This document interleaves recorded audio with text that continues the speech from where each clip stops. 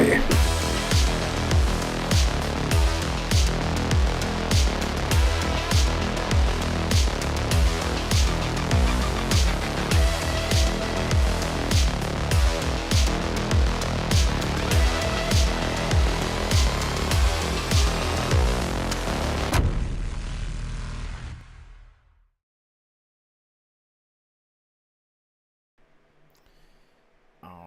There we go. Look at that. Look at us. Look at us. Welcome, everybody, to Renegade Realm Podcast. Extra spicy, sweaty, shiny edition. As you can tell, I'm like, it's really hot. It's really hot. Episode 110, the Renegade Realm Podcast with myself, Red Wolf Renegade. The only Red Wolf Renegade on the internet, apparently, which is great. Great for business. Why don't I have more subs? I don't know. I'm also here with DeMarco. Yeah. Hola. And my son, my one and only son that I know of, Assassin. That you know of. Yeah. I mean, you could have a sister that's might a new be one. my daughter. What? I don't know. But shout out to everyone in Okay. chat. Thank you all so much for being here. I really, really appreciate it each and every week. And as always, we have It's Timmy. Says, what up, everybody? Andrew Cullinane, Lotus Esprit, the legend. Bino Red Hood. Channel member, the game adaptation newscast, BT Maverick, who actually got to go out to the Xbox watch party, the community watch party, which is amazing. He got to meet a bunch of people out there. People got to meet him. So shout out to him. Barry Donnellan, another channel member. Arcane, what up? Let's see who else is. Farq is here. What's up, Farq? American Fury, my boy, a channel member. Game on Jesse, Xbox World Order. Yes, kind of, yeah. Like we'll talk about that. Very interesting times. Thank you guys so much for being here. And real quick, there you can become a channel member, totally optional. You get access to the Discord and get access to early access to videos, which more videos are coming soon because I'm just saying F it. I'm just saying F it. I'm very excited to say F it. So shout out to the channel members: Colt Eastwood, American Fury, Hargeet Chani, Barry Donnellan, Game Seeker, Highlander Grimm, Farq, That Blue Number, Talos Ray, Assassin, AEC Founder, Mr. Click, User for Games, Bino Red Hood. I always change your name. I love it. Nick Artistic, Mojave Mojo, Jendit, and Biff Rinaldi. And if I missed you, please tell me in the chat. Please tell me, or tell me in the comments after you've watched the video if I missed you, and I'll add you to the list. Always had to refresh that list because I don't know who YouTube wants me to be. But yes, thank you guys so much. We're going to talk about the Xbox AMD partnership, which is very exciting. If you love games, it's opening up. DeMarco, our dream is coming true. More games for more people. Oh, More games, baby. it's happening. Before we do that, chat, let me know what you guys have been playing. And Assassin, what have you been playing? What you been into, man?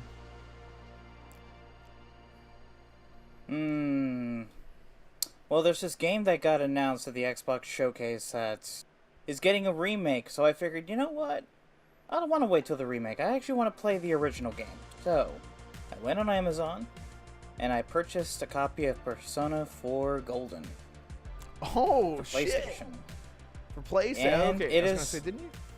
Yeah, go ahead. Yeah, no, I actually did give that away to the clerk, because he's actually a big fan of Persona.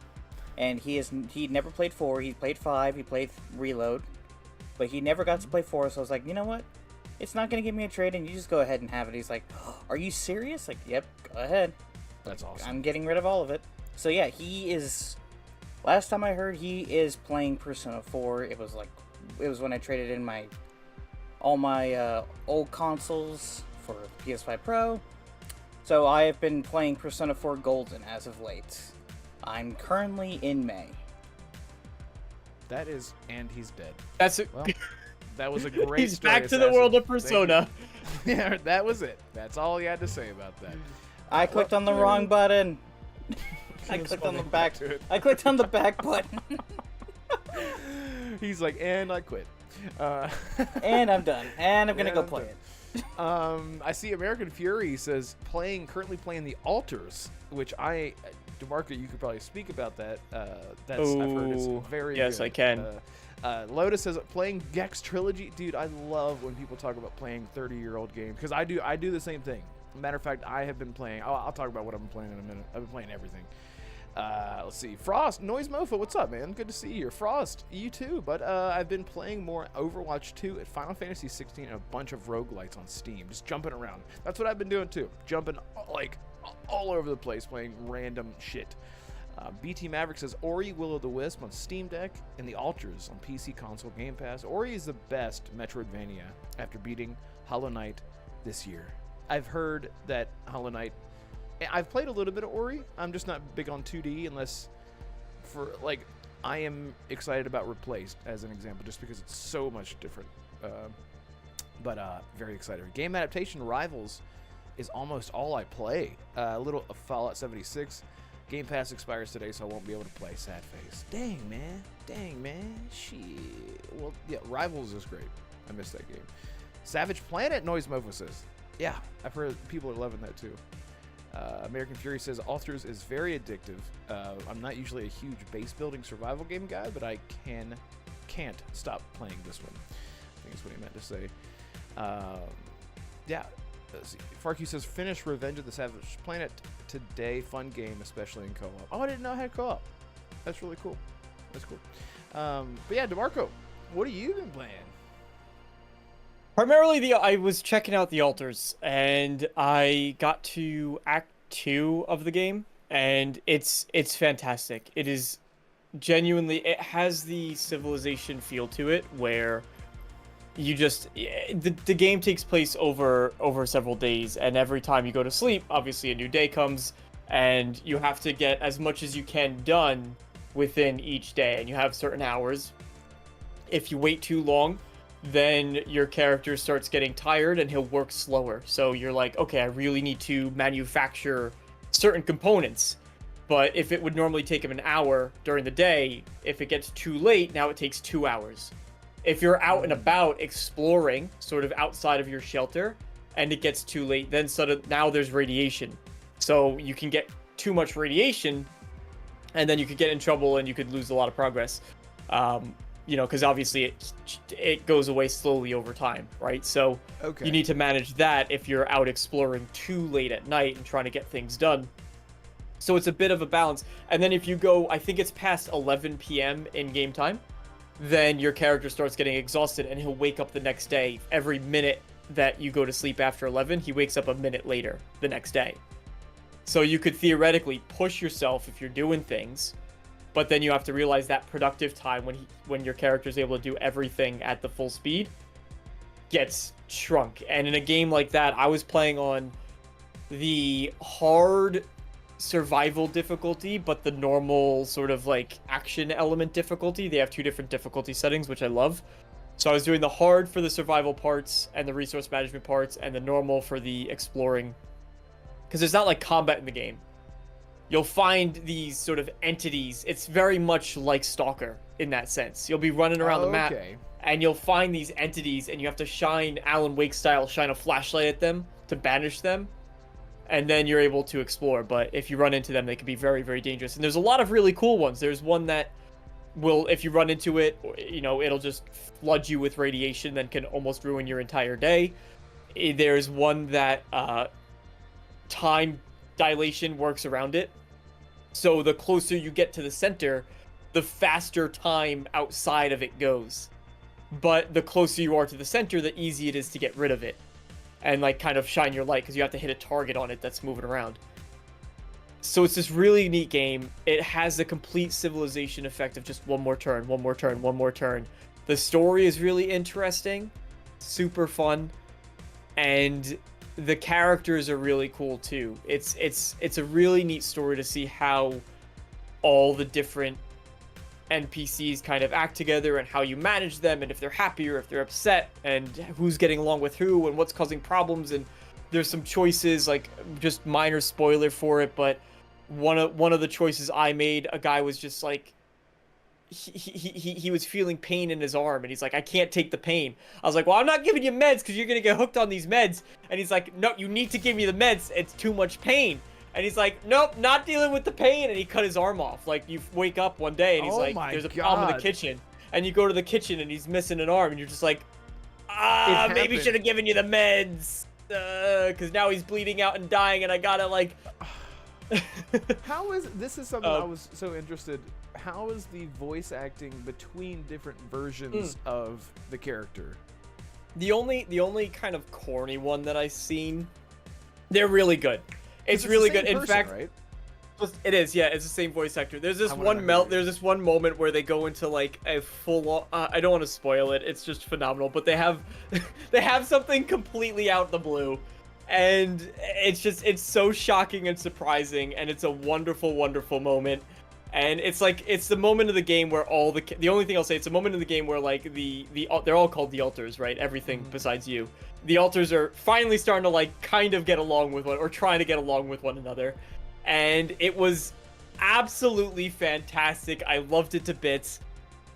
And there's a lot going on, and they're all talking to one another. It's all the same voice actor. It was done super well. The only corny voice that I've seen is, I think, from the Doctor alter, and I'm not gonna try to imitate. I don't remember what his exact accent is, but it's like really, really heavy, kind of, I don't know, really heavy. It just, when he talks, it sounds very goofy. It's something, but even still, you're immersed in it enough where it's not like I'm looking at that going, man, I hate that guy's accent. Why'd I make him? Why'd I bring him into this? Right. You know, it's like awesome. When one guy's doing it all, it really adds to the depth and believability of it, which is super cool. The performances are really good. Right. I love that. So that's it. So you've just been diving into alters. I know you're busy, so probably all you have Yes, time mostly for. alters. Gotcha. Awesome. Fantastic. Yeah, and I've been jumping into literally everything. I'm in that phase right now where there's so much to play that I'm overwhelmed, and I'm like, let me just let me stop what I'm doing. Let me go outside, do some chores, and think about what am I in the mood for? Like, you know how you're not playing a game, you're like, I'm gonna go watch a movie. And you watch the movie, and then the movie makes you want to engage with something else. Makes you want to go read a book of that it has inspired you. Makes you like, watching Interstellar makes me want to play this other sci-fi game or whatever. So that's what I've been doing. So I jumped into, I was like, I have been putting off these Resident Evil games for a long time. I have finished pretty much every Resident Evil game, but for years I've been collecting Resident Evil games digitally as they go on sale. So there are just a couple that I actually have never beat, namely Resident Evil 0, the first Resident Evil, which I've played many times throughout the years, but never actually beat it. So I finished Resident Evil 0, just started Resident Evil 1, Code Veronica, and I own for a long time, have never started it. That apparently is everyone's favorite of all time. So I'm going through all the Resident Evil games in chronological order, even the ones that I've already beaten. I've never actually played Resident Evil 7, not in VR. The reason that I own a headset, VR headset, PlayStation VR headset, I don't own it anymore, but the reason I bought it was literally to play Resident Evil 7. So I've never not played that game not in VR. So I'm excited to go through them all again up until Resident Evil 9. So I'm just going in, doing it. But besides that, I jumped into Mafia 3, which is oh my god, that game is so good so far. I don't know if anyone has bro. And I'm a huge Mafia fan too. But I've owned and I have them all. Have the whole trilogy on physical with steelbooks. You guys know me. I'm a psychopath that'll never give up physical. But man, that game is so good. In the opening, there's this like shock raw moment that every Mafia game has, and this one starts off near the beginning, and you're just like, oh, good God. Anyway, it's so good. But that, and of course, I'm always playing Stalker. I'm still on Stalker 1, just sort of living in the world, just doing jobs, getting geared. It just, I love those games so much. What else did I haven't play? I jumped into GTA Online for no reason because I've been watching a lot of these GTA roleplay videos where just big servers of roleplay people just get together and just ham it up. It's so stupid and fun to watch. And I'm like, I want to play. I miss GTA. I miss liking GTA. So I've just been jumping around playing just whatever I feel like playing, whether it be like an hour at a time or like just, oh, whoops, I just 3 hours go by. I've just been jumping into whatever I feel like. BT Maverick, like there's so many games. I'm going to play Witcher 3 Mass Effect. Exactly. That's exactly what I'm saying. And I have played The Witcher 3 as well. And it's a great time to be playing The Witcher 3. And I'm only like 280 hours in.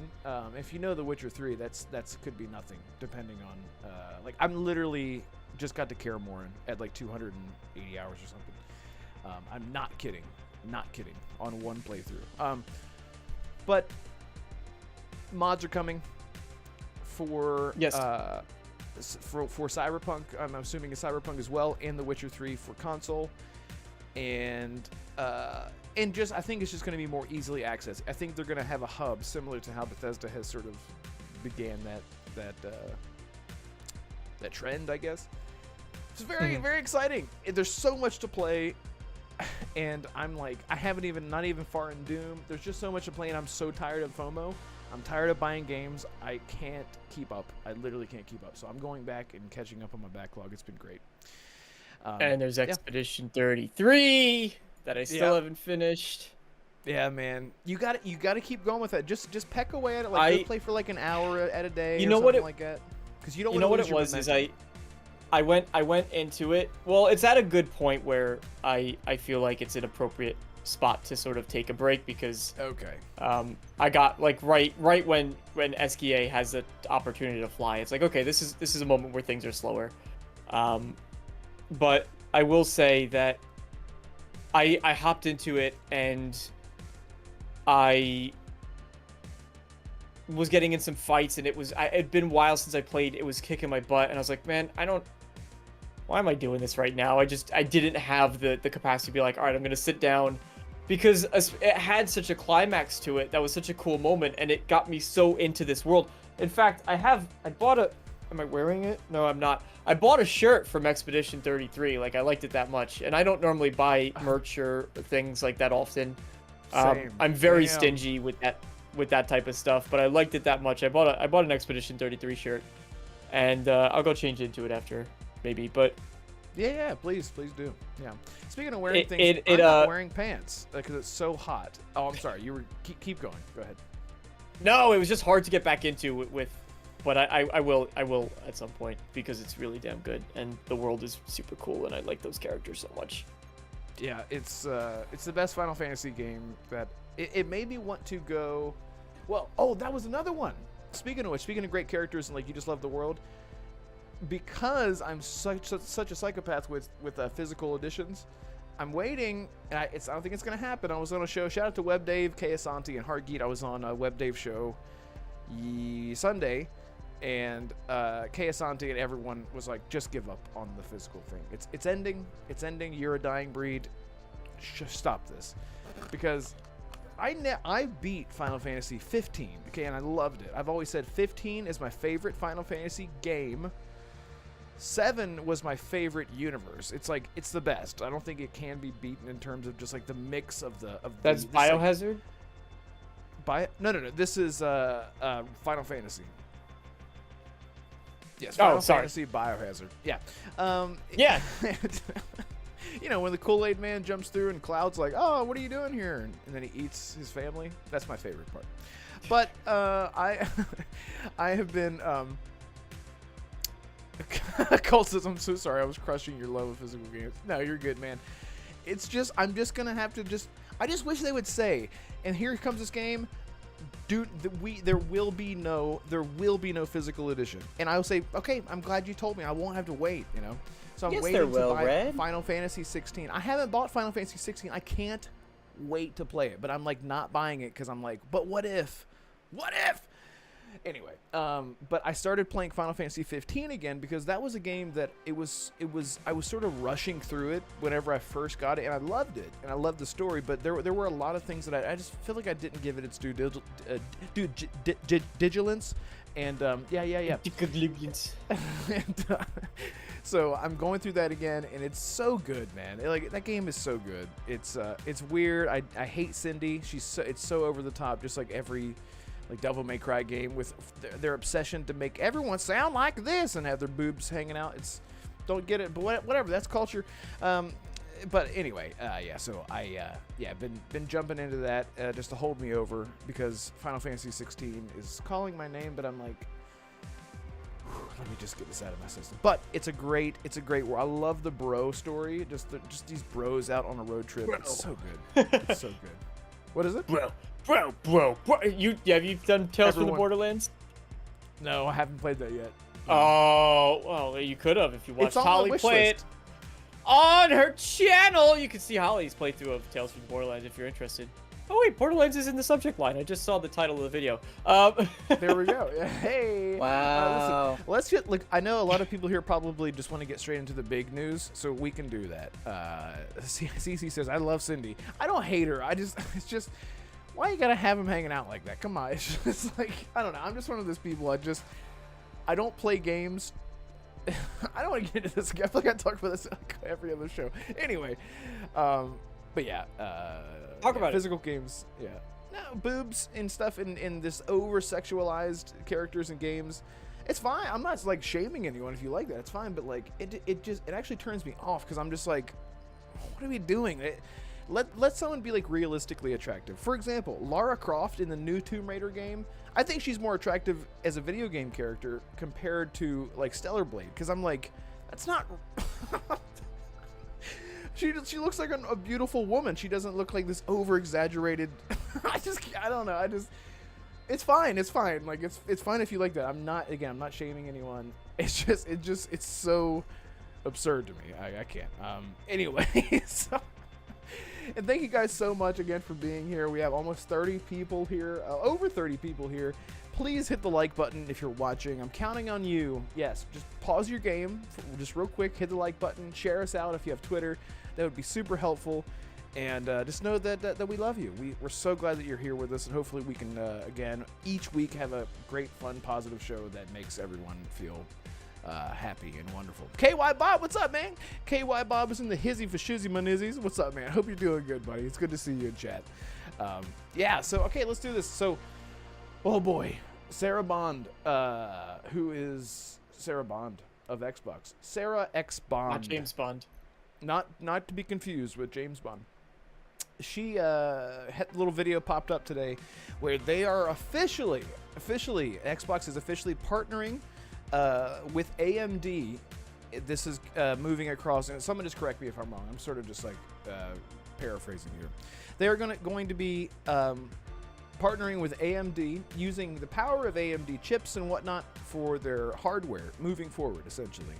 So what does AMD mean, DeMarco? That means, tell me, doesn't that mean... Advanced Micro Device. I think it's Advanced Micro Devices. There we go. And so what does AMD usually... Related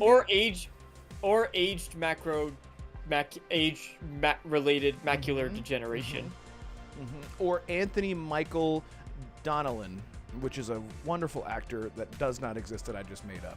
But AMD devices typically tied to PC, Steam Deck, and whatever, right? Or is Steam Deck AMD? Steam Deck is... Let me fact check that one. While you do I believe that, so, yes. Okay, so everyone's been speculating for so long about this Steam thing going on, right? Steam Deck uses a custom AMD APU.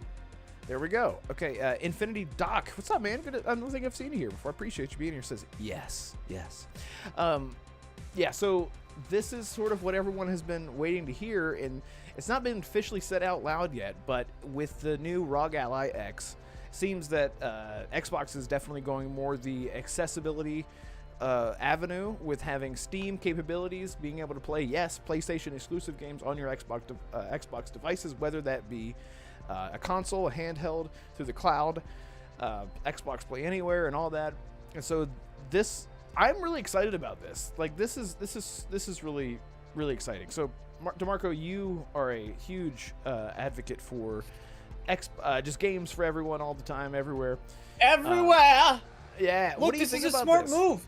We keep talking about how Xbox's strategy is like they just want to be everywhere possible.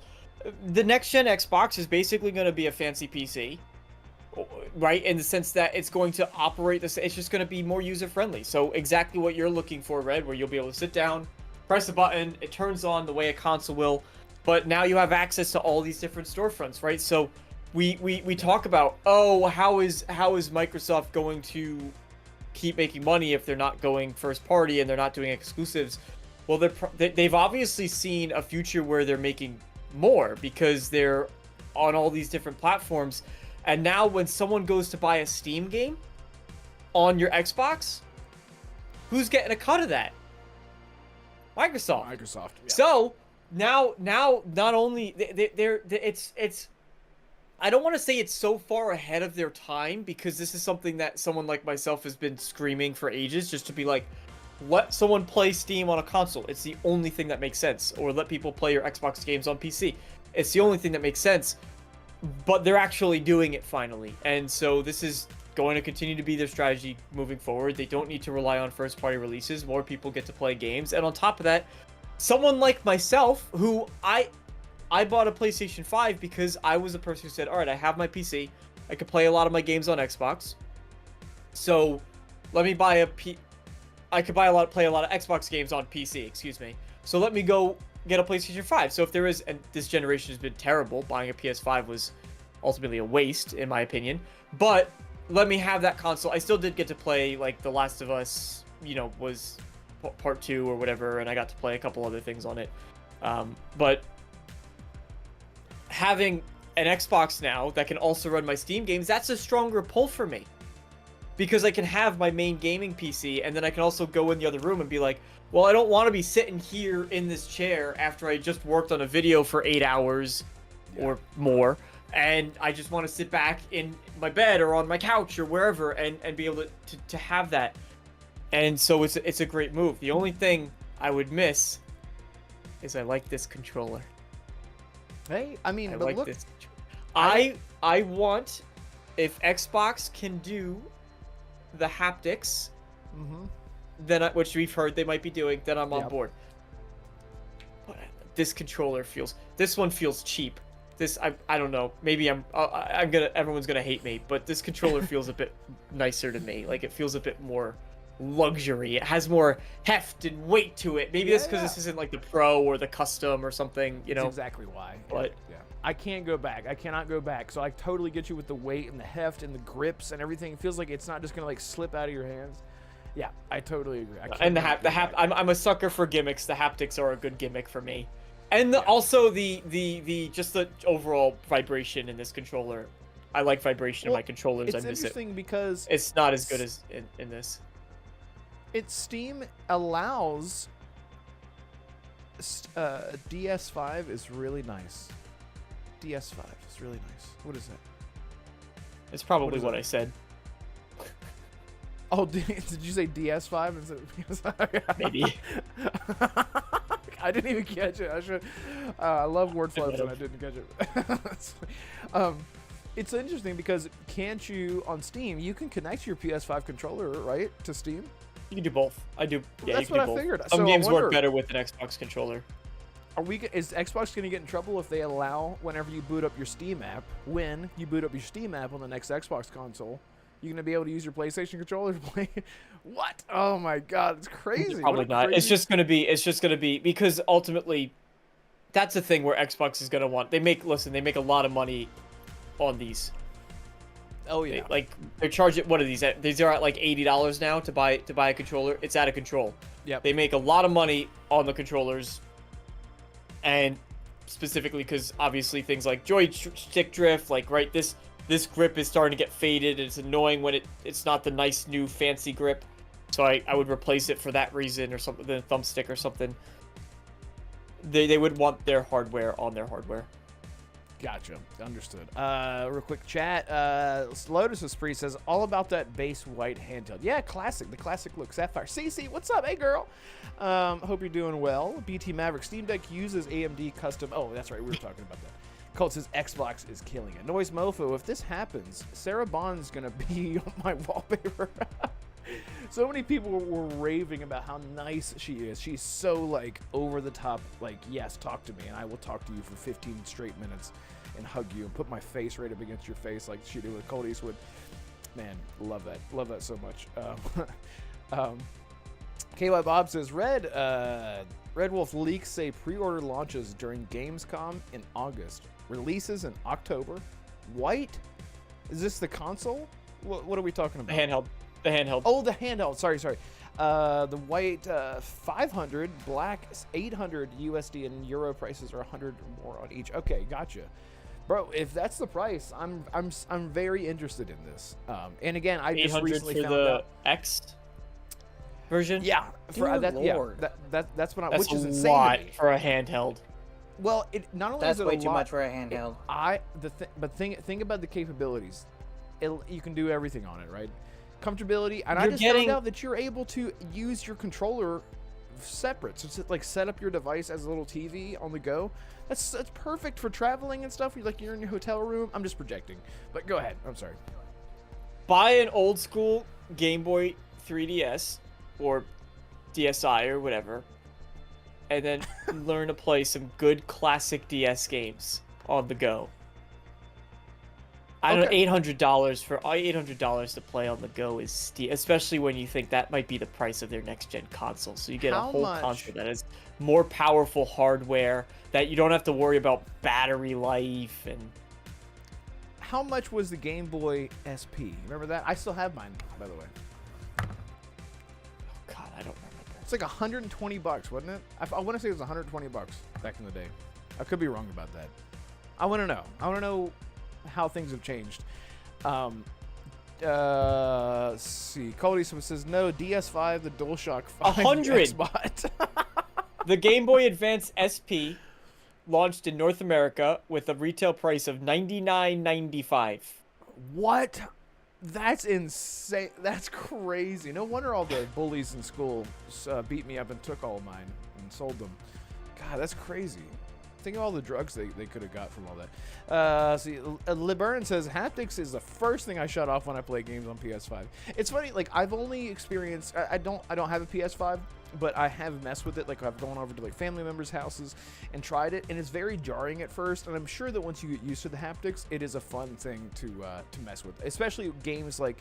I know like Horizon does it where you pull back the bow and you can sort of like feel the tension of the bowstring in the controller. That kind of stuff sounds awesome. They I do it love in- the idea of it, but it's probably not for everyone. They do it in Deathloop was really cool because Deathloop I played with the controller and it just straight up, and I know other games do this too, but it just straight up locks the joystick if your gun jams or something. Because that was awesome. That was one of the when I was interested in haptics, Deathloop was coming out around that time, right when the haptics were like trying to figure out what they could do with them and stuff. And that was a big selling point for me actually to play Deathloop with the PS5 controller because the lower level guns jam, and when they do, you just can't. Well, you can, right? There's it's not so much that it's like locked, but you have to be like to squeeze it Right. down, and you feel like you're gonna hurt the controller or something. So you're like, I clearly That's am what not I- supposed to pull it right now.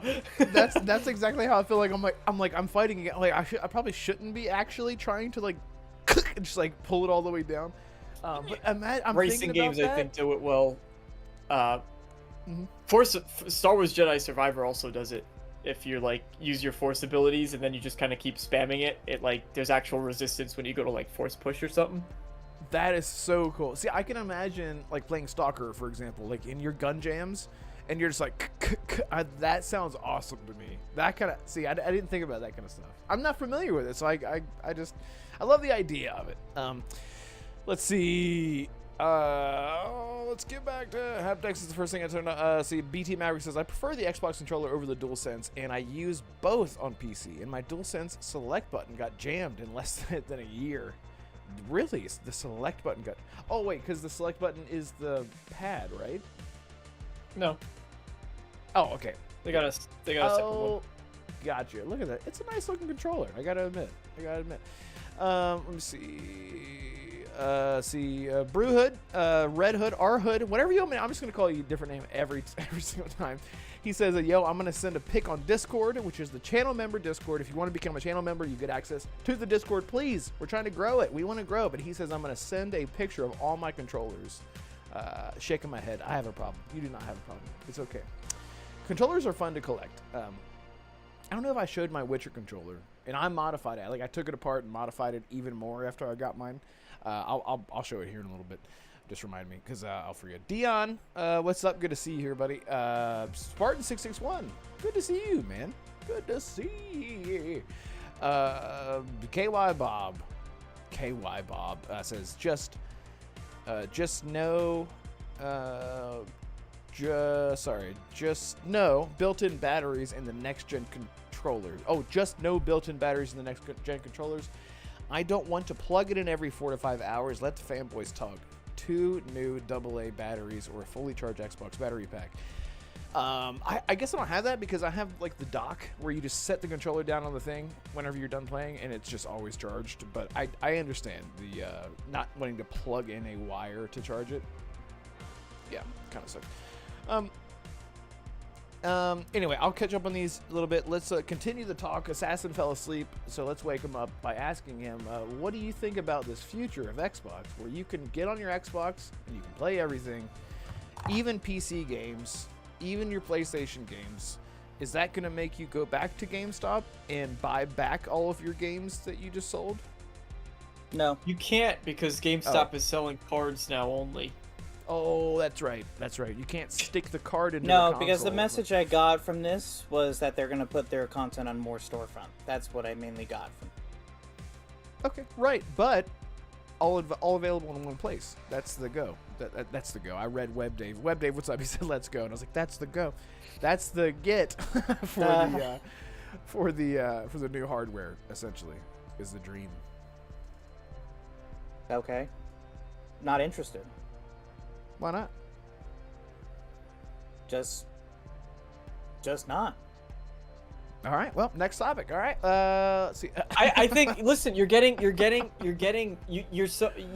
I'm surprised that you don't have more to say, to be honest. Just because you should already know how I feel. You've been talking about this for a year. You're one of the first people that always complains about competition.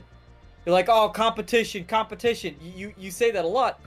But now you have Xbox, which is creating a platform where you're going to be having multiple storefronts. So you can buy the game through Steam, you can buy it through Epic, you can buy it through the Microsoft Store directly, and all that is available on one system, which is competition because Steam can have a separate sale, Epic can have a separate sale, especially if Epic's still able to maintain their cashback. That's huge. I mean, I know Xbox has their rewards, which is basically the same thing, right? But I mean, to me, that's nothing more than just getting a PC. You're just adding the Xbox store to it, which you can also get on a PC. Can you afford a PC? But you primarily like console gaming, so for someone like yourself. But right, okay, some console gamers just don't care. They don't want PC, or they don't want PC storefronts. But what if people the PC, they just don't care? What if the PC experience is one-to-one a console experience? That's sort of what we're talking about. Where you boot up your console, you like if you boot up your, you don't have your Xbox anymore, but if you boot up the next gen Xbox and it's the same exact thing as the Xbox Series X. I do have my Xbox. I just don't have any of my old games. It's a Game Pass machine to me. That's all it is. So you boot up your currently owned Xbox, and it's just the same exact thing, but now there's a Steam store and now there's the Epic store on it, and also the Windows store. I mean, that's great. I'll probably get like PC games that aren't coming to console right away. That's cool, but I mean, they're most likely games that I'm probably never gonna play. But why? But why wouldn't that be? I guess, is it about the controller?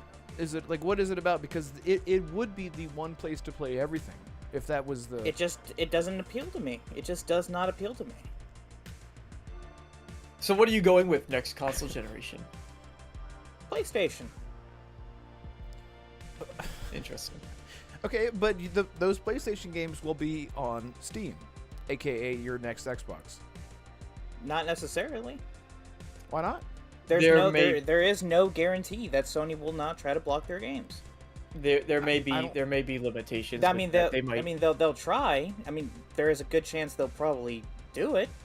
Yeah, and we're just talking hypothetical, like in a perfect world. Yeah, hypothetically, and yeah, they did not say in this announcement that they're going to add Steam or Epic or GOG.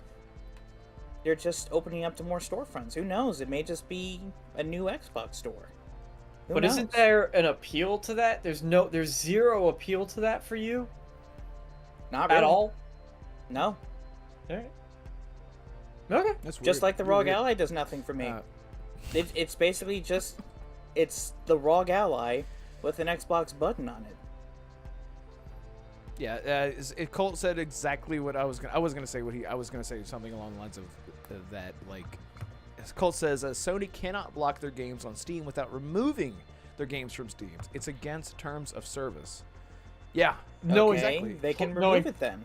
But Knowing then, but PlayStation, then, they might be that stubborn, but I doubt it. I think honestly, it's This going. this to is be Sony and Nintendo we're talking about. would- They're never gonna allow it. No, they will what they would never do. allow it. What they would I don't do. know. No, It's what true. they would do. What they would do is potentially extend the time it takes in order to release games that are PlayStation exclusives on Steam. So if it's normally they say, hey, we think about like a year is a good amount, they might say, well, we'll do it 2 years after the fact, then it goes to Steam. If they know that it needs to also go to Xbox at some point. Right. I mean, imagine removing so many games from millions of people who love, PlayStation games, Xbox games, PC exclusive games on Steam, and all of a sudden, they're like all my wish listed PlayStation games. Like, I have Spider-Man wish listed on Steam, by the way, like Spider-Man 2.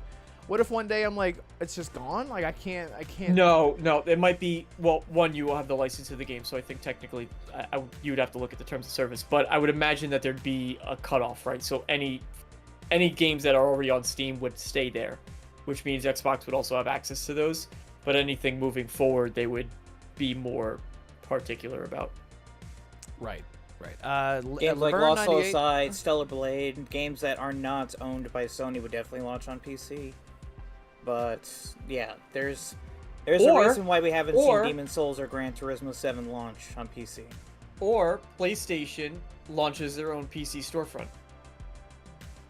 That's not available on Xbox. That's what I said. No, but if it's running on Windows, it'll run on the supposed new Xbox, which they won't allow. Sony, I guarantee it. Just like I said that you can put your games on discs. Thank you for proving me right, does it play? I guarantee it, Sony will absolutely not block. They'll remove their games from Steam. If you bought it already, you'll keep it. But from a certain point going forward, I don't think Sony would rather undercut Microsoft than let their games be played by their players. That's just how cutthroat they are, and that's how they will always be. I would not say always. I wouldn't say something so absolute. Only assist deals. LeBurn98 says, I can tell you right now, if the next Xbox can play PlayStation PC games, I will not buy a PlayStation 6. Yeah, I mean, I said it myself. If Sony puts their games day one on PC, then I'll go to PC. But they're not going to do that. But what I'm just saying. Another reason why I won't get an Xbox. So you're concerned. You're concerned about FOMO. Yes, because I love PlayStation games. You two in the chat may not love them as much as I do, even though I thought we were supposed to be unbiased. But they're yeah, great games. No, PlayStation. Most of PlayStation's games are great. I said most, not all. But by the way, chat, I know that there are some PlayStation games that even I'm like, what the hell is this? Like a certain. I'm the only one on the. Like how can you say that? How can you say that you're not sure if we like PlayStation? I'm the only one on this panel that supports The Last of Us 2. That's true. Yeah. Says the guy who said that. That's the guy who just said that the PS5 was a waste. I mean, honestly, this generation. Yeah, for you it was a waste, but for a lot of us it wasn't. Like for so many people, it wasn't a waste. What did you play this year, from PlayStation first party that made you feel like it justified your PlayStation console? Yeah. All right, so Colt Eastwood says. Colt Eastwood says. I mean, Lost Soul Aside will be out in August, and Ghost will be out in October. I'm talking about this year. I'm talking about last year. I'm talking about what made you feel like it was this justified. year, Red. I'm talking about what's available right now. Is what I meant. Is what I was asking. Colt. Colt says PlayStation would rather. Okay, so let me get this straight. Okay. So at the beginning of the generation, At the beginning of the Xbox this generation, PlayStation fanboys were fanboying on Xbox about not having any games when in fact they did have games. And yet, when Sony goes through, I don't like it when both fanboys on both sides say that either one has no games when they go through a drought. I did not like it when the PlayStation fans did that, and I don't like it when the Xbox fans do it. Like, there are plenty of games on both consoles, exclusive and not. Like, can we please stop with that, please? That is just annoying. Well, and I hate it when both sides do it. There are games to play. The reason that we're bringing it up is because we are specifically talking about the one console mentality. So if you're someone that's saying, oh, Xbox is porting all their games over to PlayStation, then fuck it. Why should I even have an Xbox console? You went and sold all of your games. I'm done with this. It's an Xbox Game Pass machine, right? This is exclusivity and FOMO that we're talking about here, right? So then Xbox says, well, we have a solution for you. We have an Xbox. All of your Steam games, your Xbox games, and PlayStation games, whether it be day and date or not, will be on this one device. And then you sit here and say, not interested. And so I'm like, what do you want? What do you want? Competition. Okay. There is competition. You have 4 storefronts on one system.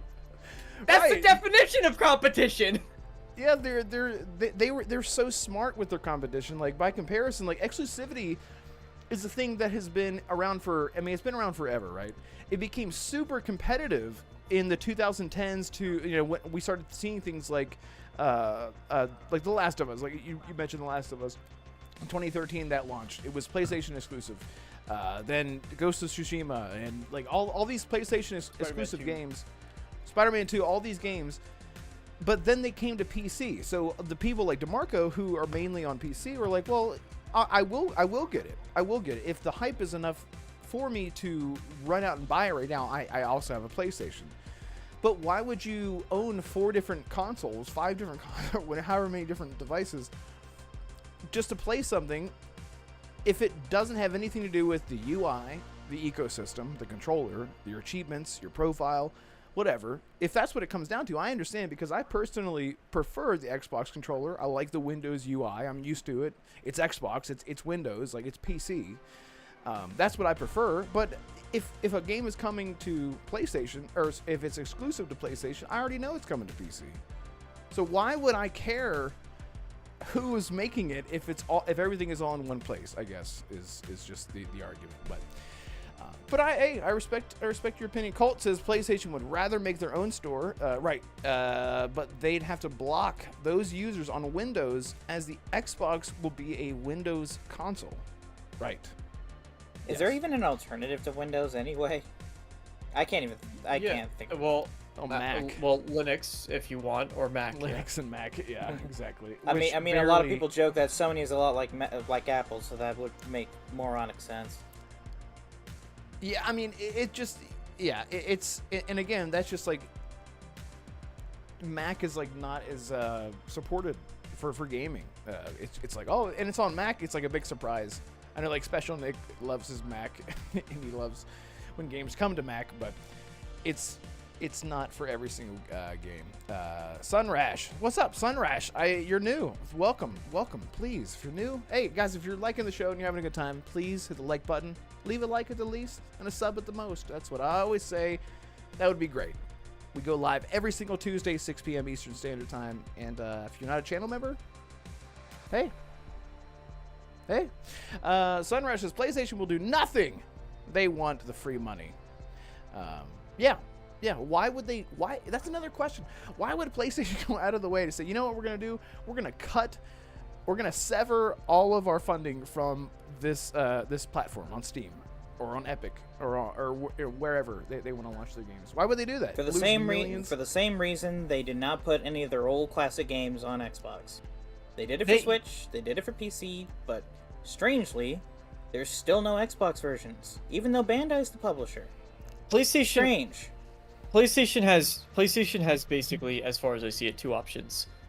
Option number 1 is that they double down on being the premium console, which was the direction they were going. Do you remember back when the PlayStation, I think it was PlayStation 4 launched, And they were quadrupling down on, like, this is where you play the blockbuster games. You want those cinematic, beautiful, gorgeous single-player experiences, you buy a PlayStation. That's how you get it. Your Uncharted, your Last of Us's, your God of War. I don't think like, they were promoting the cinematic part until like the late gen, but go ahead. Well, but that's what, like, it happened during that generation is what I mean, right? So, but that's what they were saying, like, the blockbuster hits on place. So they could double down and say, we are the premium experience. Now, they've lost a lot of that authority because they've been canceling projects because they tried to do live service. It's not working for them, surprise, and nobody's shocked. But, so they had a lot of screw-ups where they were trying to pursue this new direction. So they could turn around and say, hey, like, for example, look at the canceled Last of Us project, right? So you're going to see, you know, I think we're going to start to see even Marathon. Marathon just today got delayed, right? Another live service game, Concord, was a thing. So they can say, we're gonna take all these studios that work on this stuff. We're gonna say, let's go back to what we do. You guys want to make single player story driven games? We'll do that. We'll make them premium. We're gonna hit that $80 price point with all these premium quadruple A experiences, and then you buy the PlayStation console, maybe at a cheaper price. They say, hey, we'll undercut what Xbox is doing, right? We'll go cheaper. I don't think that's going to work for them. I think that would be setting them up for disaster. Option number 2 is they embrace the way that all of these systems are going, and they say, hey, we're just going to try to make great games, and they become a third-party studio. And they still have their PlayStation, but the problem is Microsoft has already adapted. Microsoft has Windows. I say adapted. They've been set up for success in a lot of ways, but they have Windows. They have the handheld. They have, which Sony's working on their own, but they have the handheld. They have the Xbox console. So they're available in all these different places, and the benefit is all those games are synced between all these platforms. PlayStation does not have anything of equal value. So even if they start saying, hey, we're going to start releasing our games on Xbox because, you know, Steam's available on Xbox, our games go to Steam, therefore PlayStation games are on Xbox, even if it's not a PlayStation storefront, they're in a lot of trouble because they don't have a service that's comparable to draw people in. To say, here's all the value that it gets when you buy a PlayStation. When I buy an Xbox, I know I can play my games in all these different places. And I have to buy it one time. And that can be on the platform of my choice. I could keep doing that with Steam. But now I could go play it on Xbox. I could buy it on Steam on my Xbox and then go play it on my PC. That's a massive... PlayStation can't say that. So they need to find a strategy that allows them to say, hey, they don't have a Game Pass. They have their own subscription service. It's not Game Pass. They don't have the Play Anywhere. They don't have the infrastructure to start going hard into PC. So they really need to find out what their angle is. And I think, honestly, as far as I can see, I'm not a psychic, but as far as I could see, that is them basically just becoming a third-party developer and saying, we're going to make these incredibly high-quality games that you can't get from any other studio. Yeah. Yeah, well said. And shout out to everyone in chat. You guys are on fire. I've never seen the chat move so quickly. Let me see here. Ooh, Epic. BT Maverick says Epic did pull Rocket League off, but anyone who owned it keeps it. But you can't buy it now. Yeah, there's been very little. That's games what PlayStation could do, yeah. Right. Yeah. Just pulling it, letting you own it, but then like, where's the support there? You know, I don't know. Like afterwards. Let's see. Noise Mofo says PlayStation needs more money. They can't afford to miss Steam long term. Yeah. And I mean, every company needs more money. I don't think that they're like hinging on PC, but they've been leaning so heavily into PC over the past like 5 years alone. It's pretty relevant. It's pretty evident that they want to stick with their PC staggered release, if not moving on to day and date. Speaking of day and date, BT Maverick says Lost Soul Aside is day and date on PC. Well, there you go. There you go. You can play it on your Xbox. Oh, Arcane says PlayStation is the console market leader right now. That's the key, right now. Who is to say that they will continue to be the market leader? Nothing is permanent, and they will have to shift their strategy eventually. I'm going to add that part. He didn't say that, but eventually. They will. They will. And if you want competition, Assassin, that is... I think they already are. I think they already are, like, since last year. Right, but like... With the change in leadership. I think it's going to be like 2 or 3 years until we start to see what they have planned. I do think they have something of their own to compete against this. Just have no idea what it is. And it'll be a while before we see it. I'm interested to see. We see. American Fury says the argument is that Xbox doesn't have games because they always release on PC day one. Yeah. Xbox has always had games. Who cares if they release on PC? Because, well, it's everywhere. It's because we always talk about like console sales for Xbox are down. It's like, well, Xbox games are releasing on PC. Are we not? And of course Xbox consoles are down, or both consoles are down because you keep launching games on on PS4 and Xbox One. Stop supporting older consoles. If they had done that 2 years ago. I'm just talking about PC. Then we would have seen it. Then we would have seen an uptick. Yeah. When was the last? I know that there's one recent game that was announced that's going to be all systems, but when was the last time a game was released on PlayStation 4 and Xbox One? I don't know. Like the last recent. What was the last recent? Like that's not. I know Black like Ops 6. And Black Ops 7 will be too. Black Ops 7 was the one I was thinking of, but that's not like a common thing that people. I think I saw somewhere that think about it. 30% of gamers still play on their old system, but I think could you imagine launching Call of Duty World War II, which came out in 2017? No, wait. Imagine launching COD Modern Warfare 2019 on the Xbox 360 and PS3. I think COD is just a beast of its own. If I'm being honest, I think that's just a very special. Star Wars Jedi Survivor also launched on PS4 and Xbox One a year after launch. That one was a mistake to do, but there are plenty of games that are still launching on PS4 and Xbox One. Even Night Rain, I think, on some level. I think Elden Ring Night Rain also there too. If I'm not mistaken. PS4. It's either the base game or Night Rain, I think. Elden Ring, Night Rain, PS4 and PS. Okay, all right. Listen, point taken. PS4 and PS5. Exactly. If they just stop supporting older systems, the consoles will probably uptick a bit. Not enough, but they would definitely be above where they were last gen. Yeah. Fuzzy Tomato says Windows has 97% of the market for PC gaming. Yeah. Well, yeah. Yeah, obviously. Yeah. Sounds like Windows is a monopoly. Yeah, Technically, no. Stop making PCs. But... No one needs them. It's over. Over. No, it sounds like Windows needs competition. Windows Mac, PC come back, does, yeah. But yeah, come back, Mac. Yeah, God, don't say that 3 times. Anyway, yeah. So I guess my thoughts on it, just overall, I'm very excited to see what Xbox does with the future. I just the only thing I think is going to be the issue is the price of entry. Yes. This is Microsoft we're talking about here. I guarantee you it's going to be $800.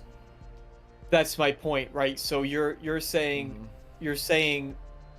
let's not keep having games release on old systems. I think we're actually going to see more of that, to be honest, just because GTA 6 would definitely be the biggest one. It will. Well, listen. It will not come to PS4 or Xbox One. If it does, I will give Red $1,000. No, I mean for the next gen Xbox versus the current gen. I think we're going to see more games when the next gen Xbox comes out and the PS6 comes out. We're going to see more games releasing on what at that time will be last generation's hardware for even longer, because I think that price of entry, that price barrier is going to really intrude on a lot of people's ability to enter into, because it's becoming an enthusiast market. I mean, you compound that with $80 game prices, right? So people are going to go, well, I could choose to buy this new system, but I got to pay $80 for a game, and I don't. Speaking of $80 games, Yeah. Speaking of $80 games, and shout out, guys, if you're here and you're new here, consider subscribing. That would be fantastic. Hit the like button if you haven't already. And let's go on to Borderlands 4 price drop. So everyone knows about the Randy Pitchford drama that happened, where he went out and said, "Hey, you can find a way to make it happen. $80. We don't make the prices. The publisher makes the prices. I don't know what the price is." And everyone's like, "F this. If it's $80, I'm not buying it." No. And then I'm saying in quotes, turns out Borderlands 4 is going to be $70 instead. Now, I'm just going to say this flat out. This 100% was a reactive move by 2K. This was they 1000% already had the plan for $80 price point for Borderlands 4. And Arcane, I got to give Arcane a shout out, because earlier in our chat he had a very good point, which I've subscribed to this logic for a while now.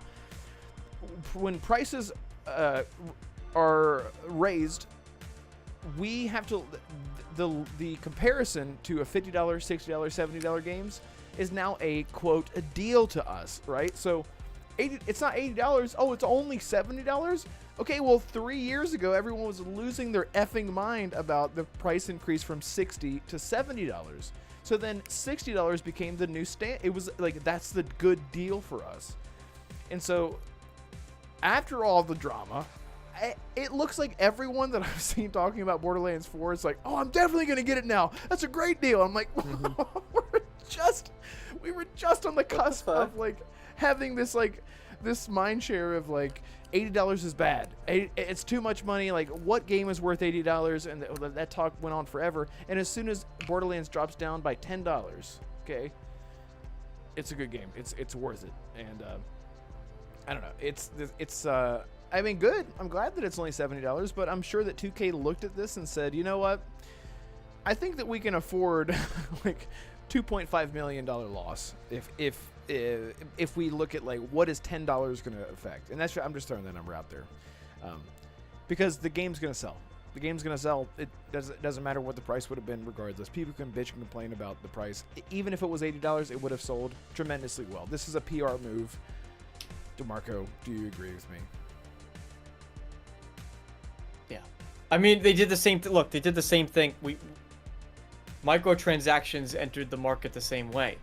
This isn't new. They said, "Hey, we're gonna." How many videos can you count the number of videos you could find on Young Ye's channel where he uses the phrase, what was it? 2 steps forward and 1 step back. 2 steps forward and 1 step back in relation to what they do with microtransactions, right? How many times did we see those apology letters? People were making memes of "Oh, we're sorry. Oh, we messed up. Oh, we're sorry. We're sorry." You mean Legacy Killer HD's mural of constant apologies? Yeah, exactly. Like that. His masterpiece. The amount of times that because the studio was like, "Oh, well, we just put in. Oh man, I'm sorry. Was $40 for a skin too much? Sorry." And then suddenly, now fast forward a couple years later, Splitgate 2 launches. They have a skin for $80 or what, like $100 in the game. Yeah. And now they released it down. They're like, "Oh, well, we made it $40 for this skin." And everyone's like, "Bro, you got it!" It's like, you got it. You did it. It's like, that's $40. It could have been $100. That's not a deal. My hero. There goes my hero. But that mentality gets normalized because these studios, the one studio decided, "We're gonna put a $70 skin in our game," and it was probably something stupid like Valorant. I think Valorant was one of the most egregious as far as like a single skin would cost $50, $60. But yeah. Then but we saw them inch their way to that, right? Bethesda, their microtransactions for Fallout 76 were very high. And then they cut it down a little bit. But then everything else goes up, and it keeps going. And so now these studios say, "Oh, we're gonna do $80." Exactly. And now it's $70. Everyone goes, "Oh, that's actually a really good price. There's a lot of value there." What do you mean? What? There you go, DeMarco. We've already seen the argument about this. Like, smaller games do not need to be this expensive. They don't need to be this expensive. In Expedition 33, we keep bringing this up, is a perfect example of this. Looks beautiful, plays great, great story. Baldur's great Gate music. 3 Baldur's Gate was 3 $60. Yeah, $60. When And games it were made starting to bank. go 70. Baldur's Gate 3 releases now, given it was in early access for a long time, so could they have probably released it for 70? Maybe. Will their next game come out at 70? Maybe. But that is a six, and that's how much value you get, and people are just really quick to forget. And now the other issue with that too is when we see a sale, right? Like a $60 game gets a 20% off sale, that brings it to whatever price. I can't math. It was never my strong 47. suit. There you go. Thank 48. you. Now when a $70 or an $80 game has the same sale,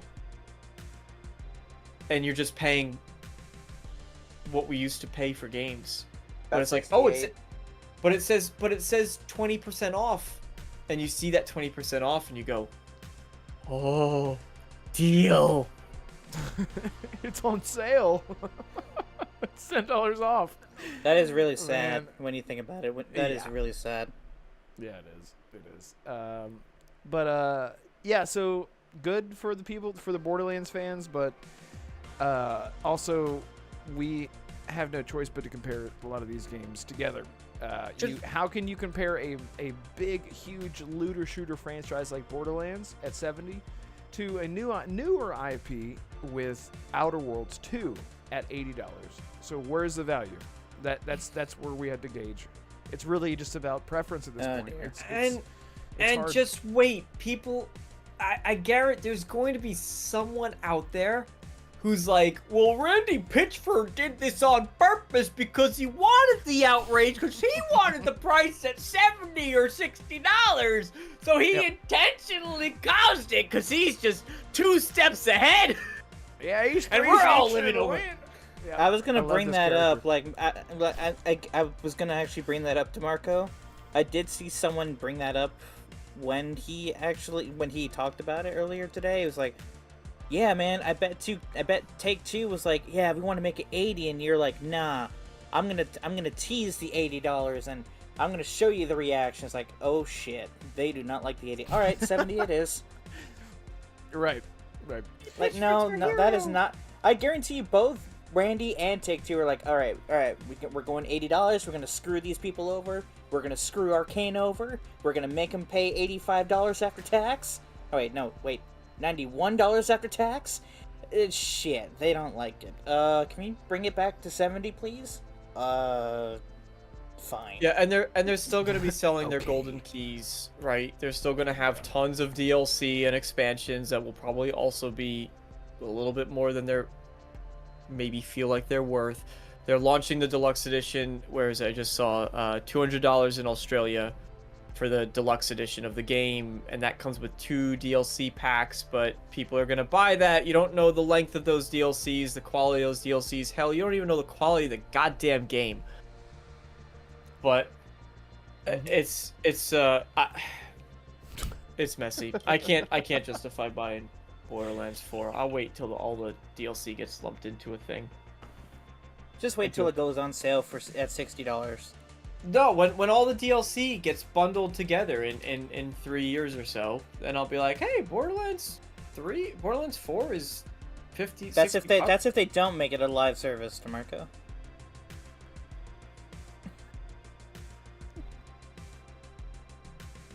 Did I break it? Anyway. Yeah, chat, let me know what you think about this. Looks like you have been. And again, thank you so much. People are subscribing right now during this live show, and I appreciate it so much. So if you haven't done so, again, consider subscribing. We have a weekly podcast. Me, myself, DeMarco. Sure. Me, myself, and I, DeMarco as well, and Assassin are all here. All 6 of us are here every single week. And yeah, so consider doing that. And we're just a fun, happy little show. But thank you guys so much We've been for the grumbling support. this show. I've been grumbling. Yeah, we've been. Okay. It's been on fire. We're on fire. Yeah, Assassin says, "Fuck you, Assassin. They better not charge $80 for late." Listen, and then I would- responded. and Assassin said they'll charge 90. It's Microsoft. I love you, and I hate that you're right. I love that. I love that. Look at wait, Red. This is actually a good. It's not a transition of any kind, but this is like a expansion on the $80 price, right? Okay. So, I have always said, and this is more or less trying to tell chat, I do like Xbox's games. I'm excited for almost all of them. But can you imagine next year when they show off Clockwork Revolution again? It's like, hey, it's coming out in 2027, and it's $80. And then Fable's $80. Perfect Dark is $80. Like, at what point? And then DeMarco's fears come to pass. Game Pass is now $25 or $30.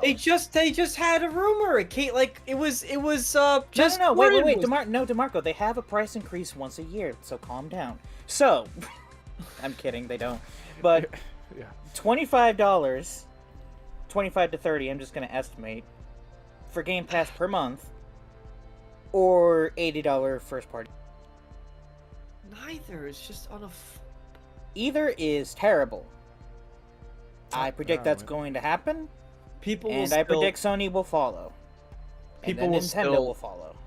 Yeah, people are still gonna go with Game Pass though, because look, even if the price goes up, right? If it goes up to $30 a month, DeMarco, that's $360 a year.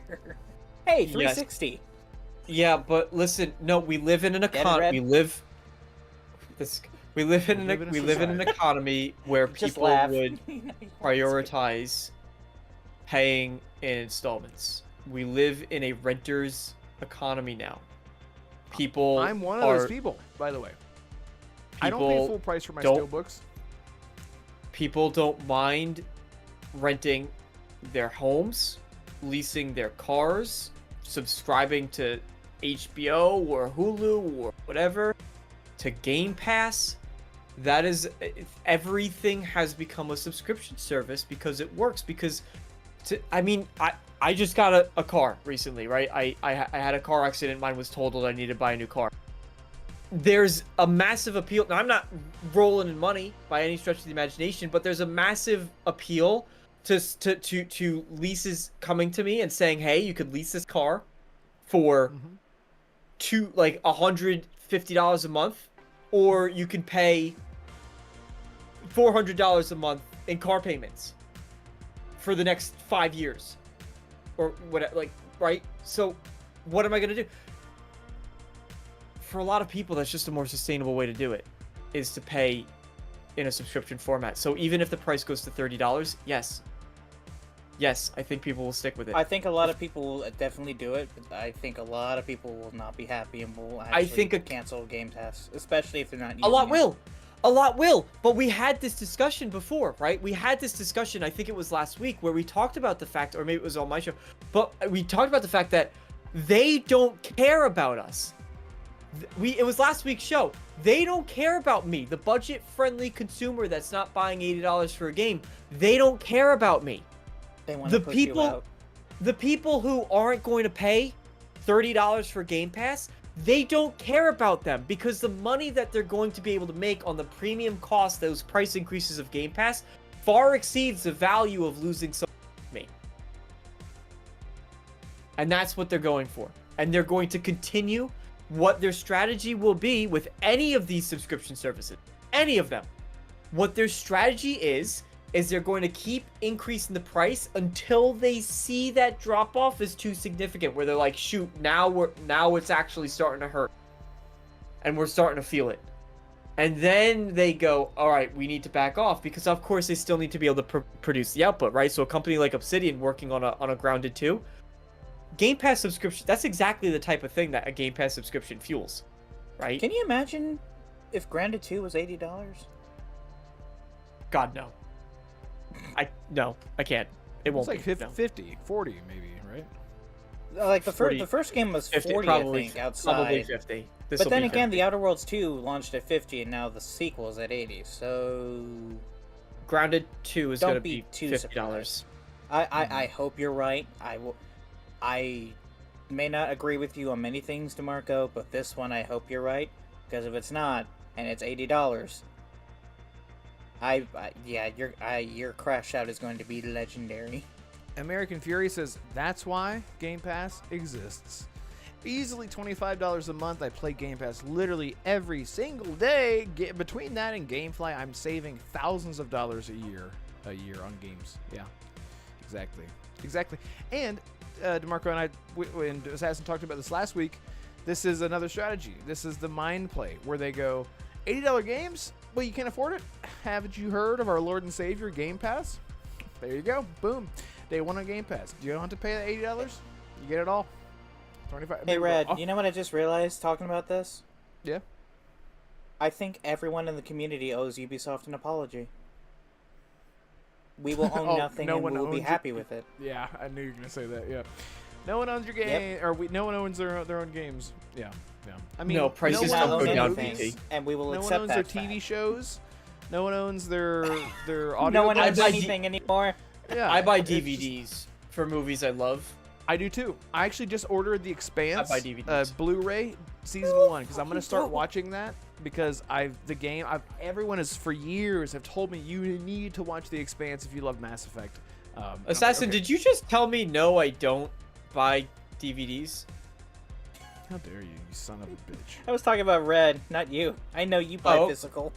I was gonna say I have like literally right behind. I mean, these are older, but literally right behind me.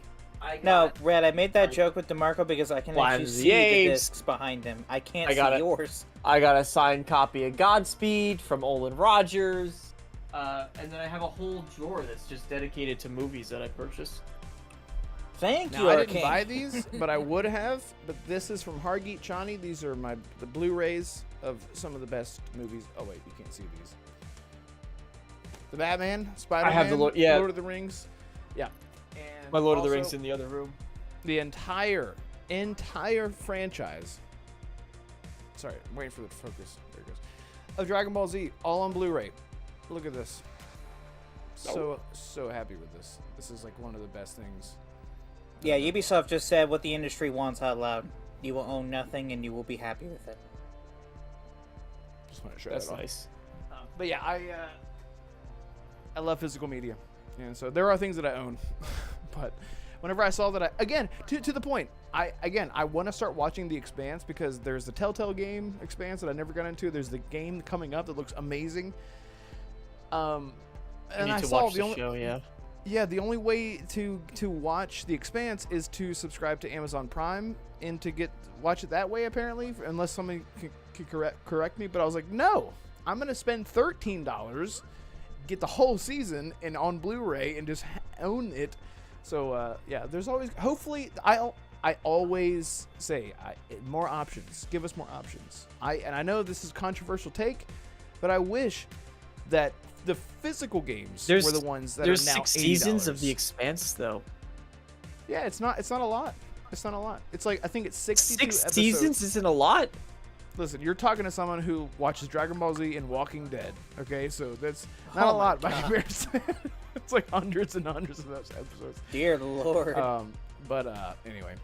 Yeah, shout out to everyone in chat. I'm sorry, I can't keep up. You guys are on fire. I see what everyone is saying. Fuzzy Tomato, they should both be $60. Arcane says I'm excited for Borderlands 4. I really am. I'm just a diehard fan of that series, but even $70 is a line I just can't cross at this juncture, especially when you're a family man. Elemental Hero Shadowlink Dragon Wolf King says we'll get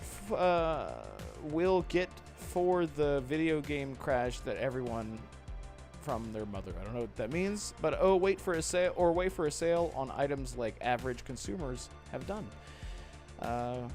Yeah, gamers and consumers want ownership of their games. Yeah, 100%. There's going to be, it's all cyclical. I think we're ultimately everything's cyclical. So right now we're in a place where people don't own anything, and eventually it's going to turn backward. Like Assassin and I have said, there's not going to be a crash.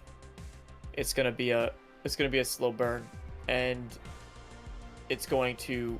It's turn not just back me, around. DeMarco. Arcane has said that too. Arcane has agreed too, yeah.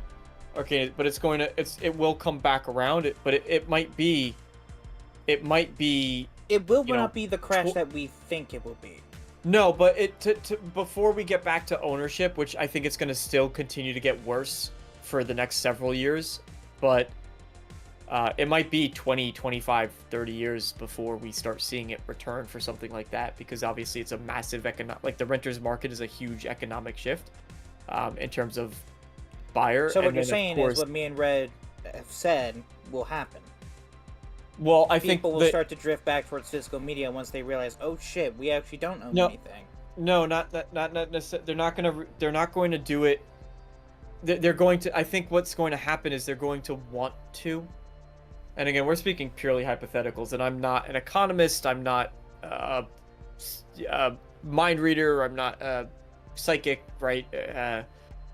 Any other relevant thing for this category, but that qualifies me to talk about this. But my personal expectation of just sort of the way markets will shift is that people will want to own things. It's just going to remain to be unaffordable is the issue, because as long as inflation continues to outpace wage growth, which even if inflation slows down, even if we have deflation, I still don't think that wage growth is going to increase comparably in order to catch back up. So we're always going to be constantly stuck in a state where ownership becomes harder and harder to do. And so it's not going to be a lack of wanting to own things. People will want to own. It's going to be a financial impossibility for a lot of folks to do so. And I think that's going to continue for the foreseeable future. I'm talking like 15 years or more. But again, I'm not qualified to talk about any of this, so take that however you will. That's perfectly fine. It's just like Red. I don't know if you saw the tweet that I shared in the group chat, but and this is to what BT Maverick said. You don't own physical games. We do. It's just the more recent year and a half, we're seeing a lot of games that are not putting the full game on disc. Like, there was a pie chart, I think I sent it to y'all, where it said like 95% of current games are on disc. Even though some of them do require a day one patch. You can play it without the day one patch. It'll get rid of some bugs, but you can still play it. The full game is on it. It's just adding another layer. It's not taking a layer underneath. It's just adding a layer on top. But with Xbox doing what they're doing and not even putting the full game on, or just not releasing physical games, which is weird because they're not releasing physical games for their fans, but they are for PlayStation. Do not understand that level of disrespect, but well, again, it's again like what the market was saying before. At PlayStation, this is the prime place to play. We got your back. We're doing physical, and we'll front the money. We got you, don't you? Where Xbox isn't doing it, but PlayStation is, baby. Greatness awaits. The thing about the game not being on the disc, I understand the actual facts of the matter. I'm gonna say this again. I've said this before. I'm just gonna say it as plainly as I can. Back in 2005, 2003, 2004, whenever I put in Knights of the Old Republic into my Xbox, and the game started, it had played. Okay? Now, fast forward 20 years later, I put the disc in, the game plays. It requires a download and an update. No! The game plays. That is all that I give a shit about. So everyone can say it's a key, it's a download, it's an install, whatever. Games on demand on Xbox 360 back in 2008, I believe, is whenever that finally started, or 2009, were when we started seeing installs in digital games coming to the Microsoft stores and PlayStation stores and stuff. It was called Games on Demand for 360 for a long time. My point is that it just doesn't matter to me. If the game is not fully on the disc, well, that's not up to me. We've seen games like Baldur's Gate has 4 discs. They made it work. Okay, they made it work. Lost Odyssey, 4 discs. There's plenty of games that have multiple discs. It's not about where the game is. I put the disc in, the game plays. If it needs, every single game needs to be installed. It needs an update. Red Dead Redemption 2. It needs a day one patch. Red Dead Redemption 2, same thing. I put the disc in. Tales of Arise. And it plays. There is no difference other than installing something to us on the surface level. There's no difference. And that's my point. That's like all that I have to say about it. Like, I get it. The whole game, Doom, The Dark Ages, everyone was freaking out about it. There's only 300 megabytes on the disc or whatever, and it's like, I don't care. Like, it's still the same mentality. It's just that we're not privy to this information unless we dig deep to find out that it's only 300 megs on the disc. Back in the day, I wasn't scouring the internet finding out that, you know, a Soul of the Samurai from 2002 or whatever only had 1 megabyte of data on it, and I had to install it. I didn't care. I put the disc in, the game installs, and it plays. That's literally it. So, and I'm not saying anyone's wrong for like being frustrated about it. It's just that, when did it start to matter? I feel like it just started to matter when people started to gain access to this information. That yes, a lot of these games just aren't on the disc fully. But that's how I feel about physical media. I know it's changing. Maybe I'm old, but I don't know. Okay, let's Dion 78 Death Stranding 2 size of the game came out today. Ooh, I'd love to know that. Yeah, look and like look at like Call of Duty. Call of Duty, you think 400 gigs or whatever? You think that's all on one disc? No. 55. That's Death Stranding. 55 discs. Oh. No, that's for the first one. 55 discs. Jesus Christ. Yeah, 92.8 gigabytes. What Jedi Survivor's a big one too, right? That's huge. It's like 142 or something, right? Jedi Survivor's massive. It's really 155. Yeah, it's a huge game. It's beautiful too, and it runs great. I love it. I want to get back to that. It's another game that I beat and I love. I put like 50 hours into the first playthrough, and I still feel like I didn't do it a good service because it's so much content there. Anyway, let's move on to the next thing here. And guys, thank you again for being here. It means everything. Hit the like button, subscribe if you're new, and shout out to the people that just subscribed on the live show. Really, really appreciate it. Really, really appreciate the support of the show. And if you have any thoughts, comments, worries, dreams, nightmares, put them in. Super chat in, or just type them in, and I'll try to get to them. I would try to get to them. But so here's some big news. Nexus Mods is massively huge. Massively huge. I pulled up an article from Polygon, which I don't really like necessarily, but essentially Nexus Mods is sort of a pillar in the modding community as far as accessibility, and lots of creators being able to put everything there on Nexus Mods. And then as we see different companies like Bethesda and IO with Stalker, and what's the other one? The Witcher, CDPR, Project The Witcher. Red. Yeah, doing mod.io as well. A lot of these mods start on Nexus, and so now the owner of Nexus has very quietly sold Nexus Mods to someone, and we don't know who it is. But this We actually do. Here, do we know now? Okay. This came out like a few hours ago as the article. I found it. But go ahead. I have to pee. I'm listening.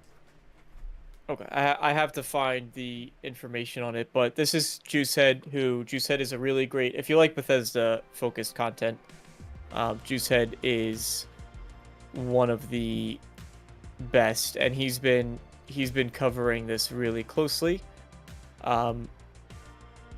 It's now owned by a company called Dark One, I believe.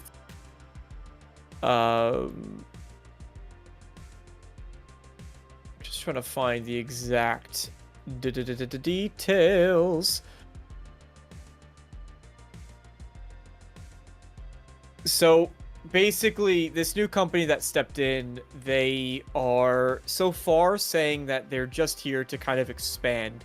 Oh, they're partnered. They discovered the new owners are associated with Chosen, a company that helps gaming startups grow and monetize. For Nexus mod owners, they're saying that they're really not trying to change anything, that they're just interested in growing the platform. There was an FAQ that came out, so they said, will you sell mods? No, they're going to remain free. Will it cost money to download mods? No, nothing changes. Will you claim ownership of mods uploaded? No, that belongs to the creators. What additional monetization will be added / changed?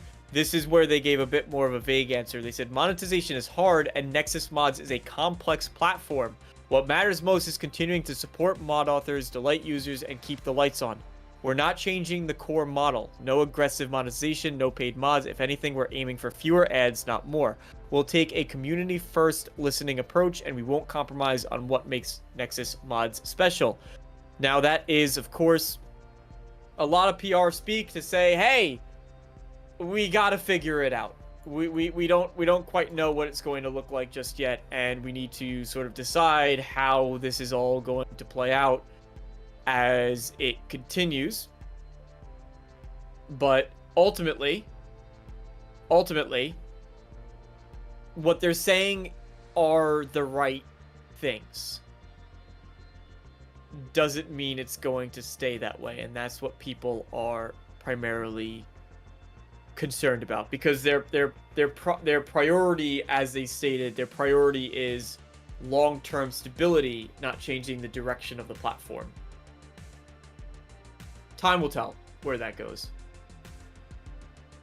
But there's a lot of competitors that are stepping up too. I can just say, for example, GOG has recently announced that they have one-click mod installs.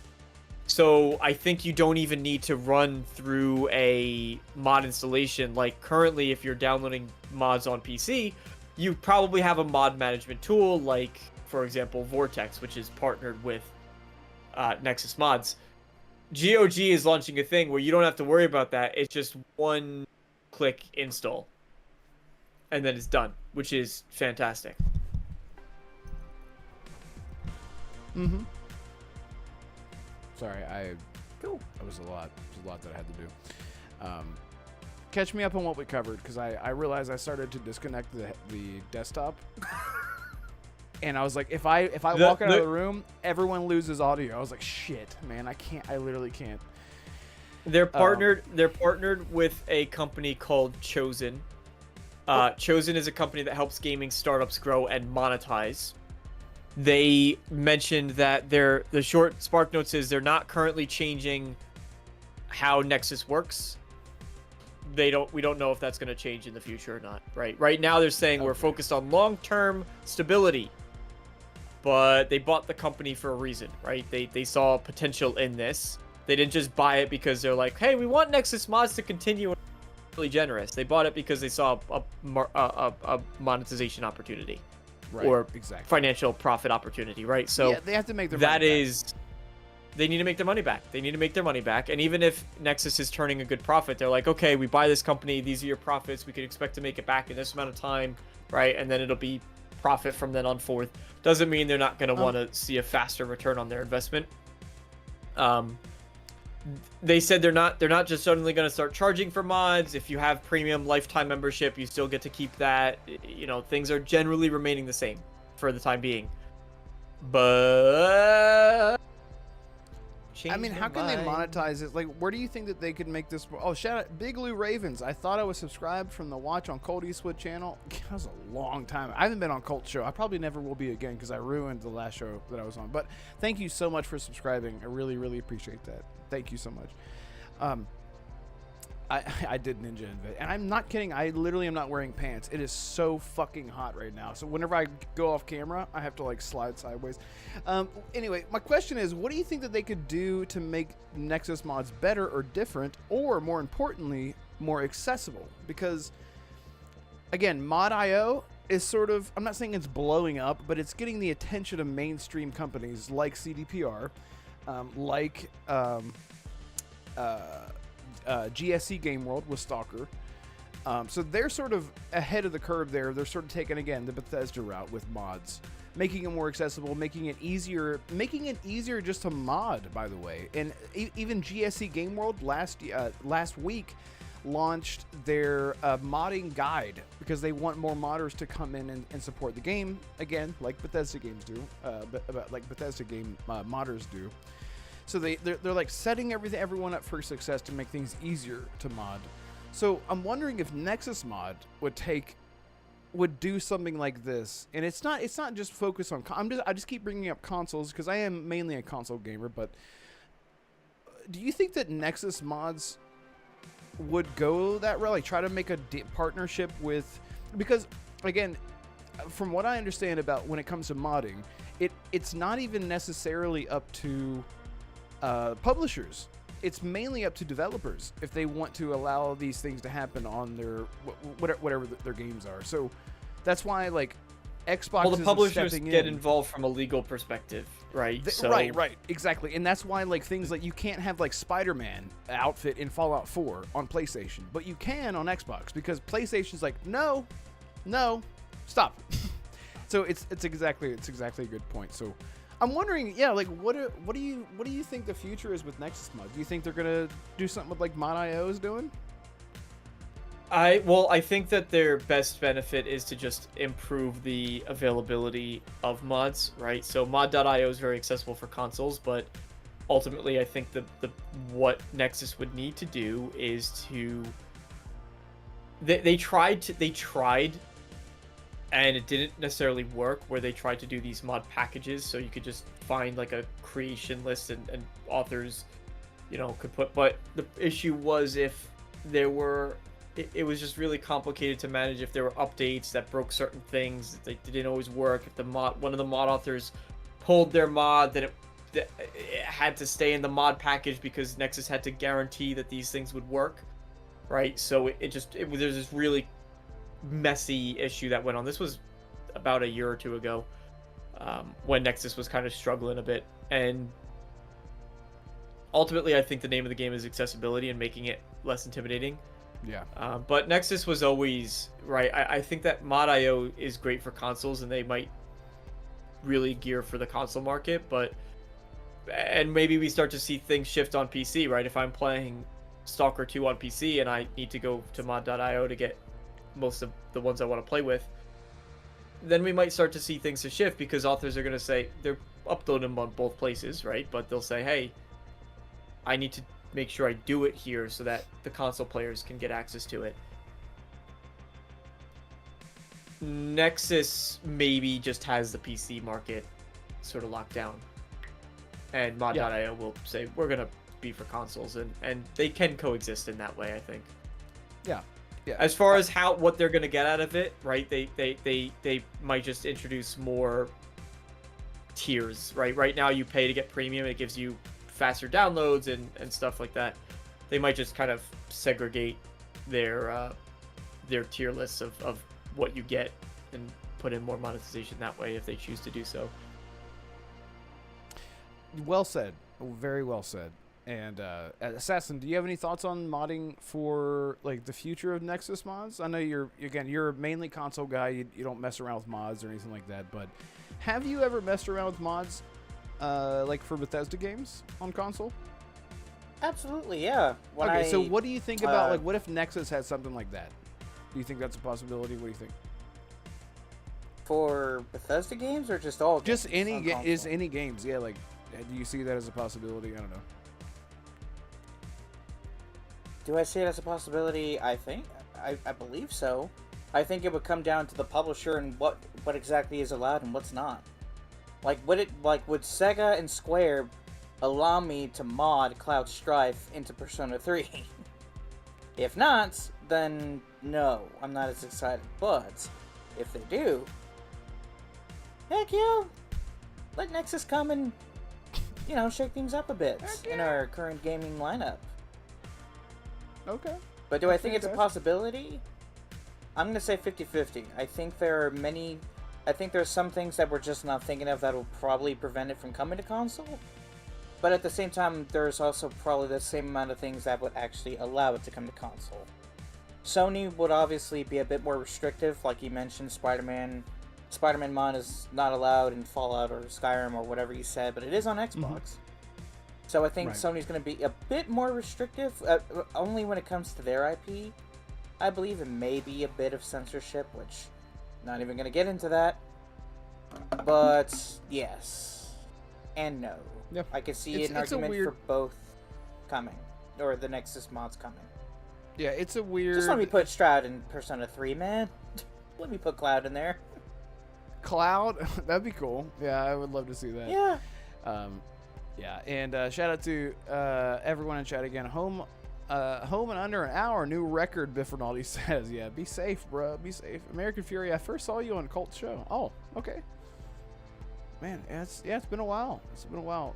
Cult's just too smart for me. I can barely speak on the things that they talk about. They're very tech heavy over there, and I learn a lot by watching Cult's show, but I can't speak a lot. I watch it to learn. I don't. I thought he was going to teach you to. We're all learning. I thought he was going to teach you how to put the podcast on Spotify. That is a thing, and I apologize to American Fury specifically because like a year ago I was like, I'm doing that, and then I never got around to, like, I tried like Anchor, and I looked at like Podbean and all these different platforms, and I'm like, just ask I don't for really help. have a good excuse.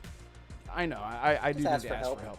Yeah, I don't like asking for help because I a certain someone said that more content on more platforms is better for the publisher, right, DeMarco?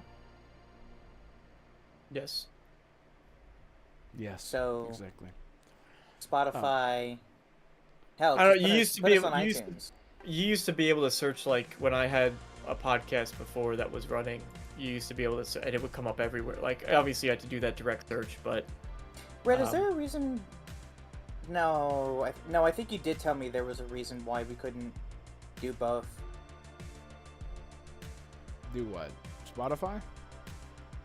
No, Twitch. Because I can't remember the reason why.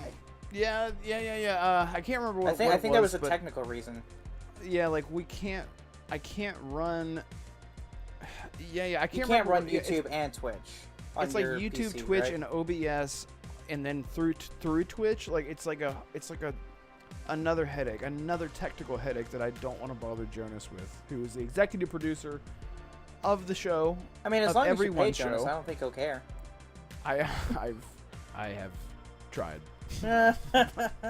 He is way too Norwegian to allow that. Yeah, shout out to Jonas. He's the one that makes the podcast look the way that it does. He's literally done everything. Shout out to so my awesome. Norwegian brother in unitology. Yeah, and also shout out to, if you guys haven't, go check out DeMarco's channel. DeMarco, you have a channel every Thursday. I love it. I love it so much. Jonas helped you out with that setup too, or did you do that? No, that one was me. Oh my God, I Which- apologize. It looks great. I couldn't tell. I was like, everything looks great. I love the it's Elder functional. Scrolls. No, I love the golden wooden like fantasy look to it. It looks so good. I love it so much. It's functional. I love it. But yeah. Thank you. Yes, you're welcome. But we got a little bit of time left. Is there anything else you guys want to chat about? Anything else happen in the world of games and whatnot?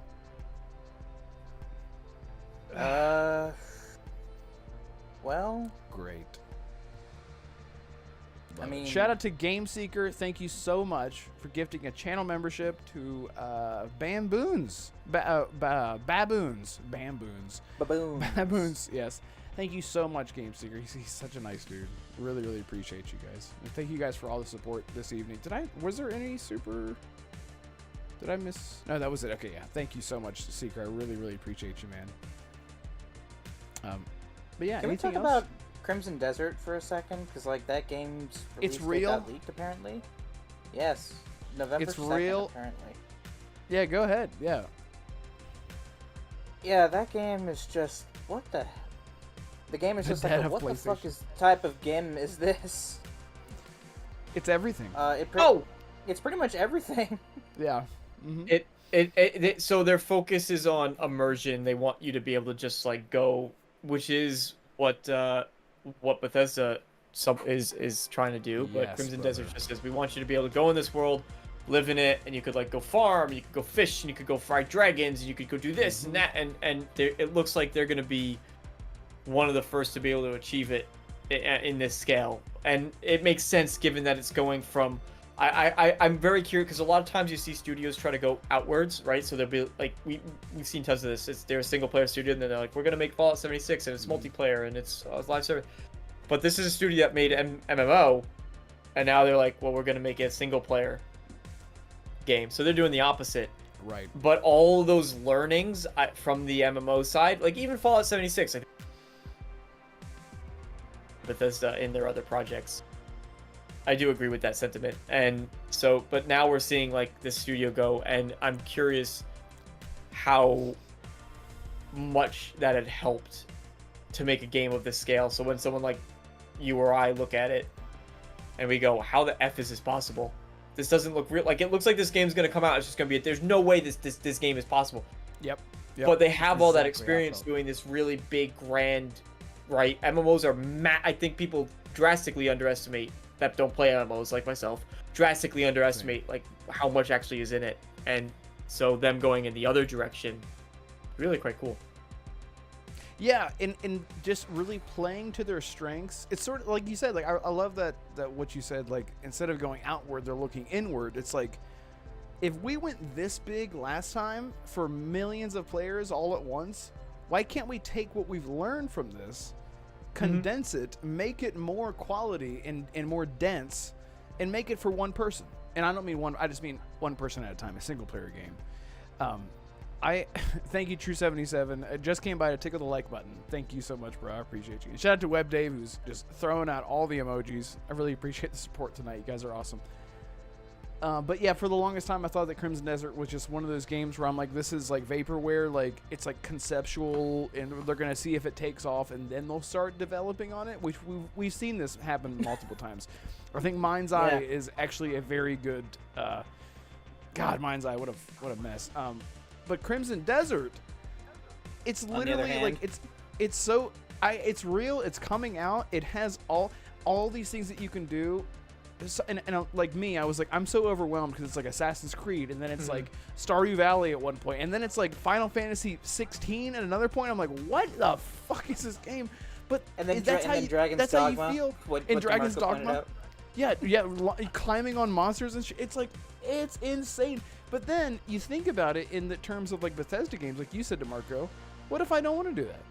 What if I don't want to sneak and climb? What if I just want to, like you said, fish? What if I just want to be like this certain type of character? I want to go role play a use- farmer. Yeah, it's like, go do that. And I feel like more games should just let you do those things. Like, it's really hard to advertise those types of games, like where you just go live in the world type games. And I feel like for example, like Rockstar as a studio, that people will buy whatever they put out, right?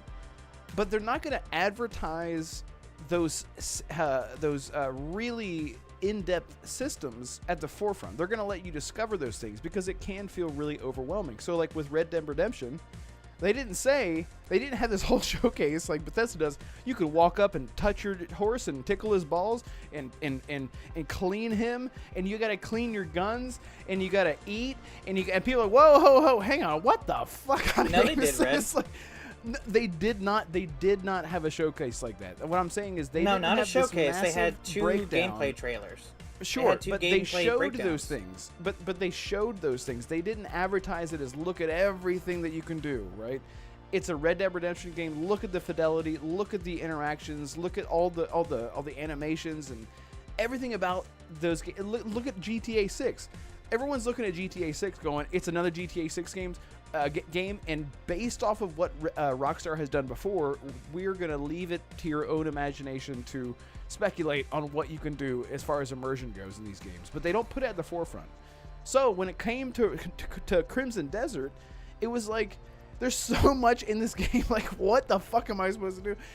And until they finally came out and said, look, we showed you all this just to give you an idea of, like, you don't need to do this stuff, but it's available to you if you want to do it. And Dragon's Dogma 2 especially is actually another good example of that, where it is very much an action RPG, but you don't have to, like, you can just, like, roam around the world and just, like, do little quests here and there if you want to.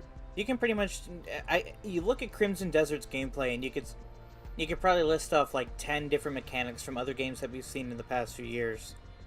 Like, it's crazy. Like parkour from Assassin's Creed, the third-person combat like God of War, the climbing monsters like from Dragon's Dogma, the Shadow wall of the climbing Colossus. mechanic from Shadow of the Yeah, Colossus, yeah. the wall climbing mechanic from Breath of the Wild, like the gliding from Tears of the Kingdom and Horizon. Breath of the Wild. It's just crazy. And by the way, I looked up when Crimson Desert started development. It started development in 2017, Red. It's been in development for 8 years. Jesus. That actually makes me very much more optimistic. Because if it was a shorter 8 dev time, years. if it was a shorter dev time with what we've seen, I would have been much more pessimistic about a launch date. So that's great. That's great. Shout out to them. They have the money. They have the money. It's again, let them do their thing. Let them do their thing. Like each iteration. Again, I just keep talking about Rockstar. CDPR, for example. Whenever they showed the 2018 demo for Cyberpunk, that was essentially more like a tech demo. The game had only been in development for what, like 4 years at that time or something like that? Because then the game launched Only 4 years 4. later. You mean That was you a mean the normal- 40 minutes? You That mean was the a normal 40-minute one? development cycle. Right. Right. That it was revealed they faked it, Red. Yeah, exactly. It was a full on like linear tech demo is what it was. Like it's crazy. Yeah. And I hopefully they've learned. Again, we just saw The Witcher 4, and they were like, "This is a tech demo." Everyone, it's called The Witcher 4 tech demo. And I even did People a are video still on gonna. it. They're Yeah. still gonna lose their minds. People are not Exactly. gonna accept that. Exactly, gonna and that's care. why in my breakdown of the video, I'm like, I'm going to talk about the things that are shown lore-wise based on The Witcher, not based on. I'm not going to talk about Ciri bumping into a man and pushing him out of the way, like, oh, that's going to be in the game. I'm not going to get into all that because now we know what it is, and hopefully developers keep. They just be open, just be more transparent about what we're actually seeing because, and I hope that this phase is gone, but Mind's Eye just happened. And I was telling people, I was one of the many people just saying, this game, I don't know why people are so excited about this game other than like the pedigree of the studio lead. And it's been an absolute mess. And I knew this game was just an absolute, and look, if you like Mind's Eye and you're having fun, that's totally fine. But this should have been like a $40 game, $30 game or something for what. I mean, if you like Mind's Eye, that's fine. I'm just gonna question your taste of quality after it, but yeah, it's fine. Go if you play want- the if you like it. dispatch demo instead. Save your time, save your money that you need to get a refund for. Go play the dispatch demo. It's really fun. What's that? Or you game? can do what Jonas is doing and actually play Rematch, which doesn't allow crossplay for some reason. Dispatch? Fucking I've talked about Dispatch is awesome. Dispatch is it's made by former Telltale devs and it has that style of formula, but it's a there's a combination of you're doing like the Telltale parts where you're in conversations, it's very movie like, you pick some dialogue, and then the caveat to it is that you also have these moments where you're sitting down at a computer and you have a bunch of heroes that are like F tier heroes that you get stuck with that you have to send to different crime scenes and like events. So it'll literally be like, this cat's stuck in a tree, pick which of these 8 heroes you're gonna send, but each of those 8 heroes has different skills and things that they're good at. So you have to try to match the task that they're doing with the skill, but then there's also resource management, right? Because it takes time for them to get there, takes time for them to get back, takes time for them because they take a break after. So you'd be like, all right, I sent my most intelligent hero to this mission. Crap, there's another thing over here that I think probably needs someone who's super intelligent, but that guy's taking a break for the next 10 minutes. And I don't know what to effing do because I gotta send him over here, but I don't want to do it. And then also it just has like a lot of comedy and there's great voice cat. Like Jacksepticeye is one of the characters. Voice Critical is one of the voice actors. Aaron Paul is one of the voice actors, who's Todd from BoJack Horseman or from Breaking Bad. Is this Night Dive? Wait. I feel like I've heard of it. Heard of this. Wait, what am I? It's Dispatch. But who's the dev? Is it Night Dive? It's by former Telltale. I swear I heard it. It doesn't. Ad Hoc it Studio. doesn't- Ad Hoc Studio. Okay, you listen to ACG as well. Months ago, they had someone on, and they were talking about this turn-based game where it's kind of like cyberpunky XCOM. That's not this, right? No, this is more like a Telltale type game. Okay. Sorry, like you were talking about. No. Never mind. I don't know what triggered that thought process, but That's the other that sounds part of great. it. There's 2 parts. There's the Telltale part, and then there's the actual dispatching the heroes part. I love when games do that. I love when games have like this one, because it keeps you engaged. Like you're not just shooting things all the time, or you're not just in dialogue all the time. Which is another reason why I love like Mass Effect, for example, because you're talking a lot, you're engaging with your character and your choices, and then you're shooting, and then you're back on your ship, and then you're taking a break, you're calm down, and then you're talking to people. I love whenever games do that, where they parse out different systems throughout the game loop. It's one of my favorite things. BT just said he saw it in Steam's Next Fest. Yeah, it was the most played demo in Steam Gotcha. Next Fest, actually. It was the most played, and you can still demo. It's a 30-minute. It's not long. It's not long, but it shows you like the telltale part. It shows you the other part, and then that's it. Like, it's really short. I wish they did more of the telltale part of the game, because a lot, like, you don't actually get a lot of dialogue choices, but the dialogue choices you do get is pretty funny. I love that. So I'm looking forward to that. I'm really looking forward to that one. But do that instead of Mind's Eye. The moral of the story. Do that instead of Mind's Eye. There you go. Yeah, go do that. You can spend 30 minutes and you can spend 30 minutes installing the game, uninstalling the game, and getting your refund for Mind's Eye, or you can spend 30 minutes playing Dispatch. There you go. It's sound free. reasoning. I love it. I love it. And I love everyone in chat. You guys are so awesome, and I can't thank you enough each and every week, like I always do, for being here, hanging out with us. It's I just can't put it into words. When you're on the other side of the camera here, it's really humbling, and I can't thank you guys enough for the support. So shout out to everyone. Shout out to all the channel members. RSJ Fan is in here. Biff Rinaldi is still in here. BT Maverick, American Fury, all you guys. And shout out to all the people who subscribed during the show, which is great. I guess the Xbox AMD partnership was big news, and people really love that. So if you guys want more tech talk, then we can get into that stuff as more AMD stuff. I bought it while it was too high. I bought the stock while it was too high, and I needed the stock to go back up. So more AMD things. More AMD. That's right. Anthony Michael Donovan. That's what AMD stands for, which is the founder of Douglas. AMD. If you didn't know. Douglas, sorry. Anthony Michael Douglas. That's right. Did you know that was Michael Douglas's real first name? But anyway, Assassin, tell people where they can find you and where they can touch you. What? What? I'm so glad I responded before. I'm so glad it didn't respond to that before I go. noticed. I should go. Yes. You should. I miss our sound bites. We don't get enough sound bites anymore. I love it. Don't worry, Commander Carly. I got it. Anyway, you can find. Fascinating. You can find me on. Any chance you're nearing the end? Yes, girl. Shut. Shut up! You're not supposed to be in the next game anyway. Go ahead. I know, right? You're Carol. Please. Carol, please. Your story ended in 3. But let's talk about where people can find you. Let's talk about buttered sausage. I hate you both. Okay, go ahead. Seriously. You can find. Okay, I was waiting for the punchline. You were waiting. You can find me at Assassin52. Yeah. Oh, you mother. All right, seriously. Yep. All right, you can find me on Twitter at Assassin52, and that's about it. I've said this before. Until I move out and get a bigger space, I'm not going to be making any content of any kind. Other than that, yeah. So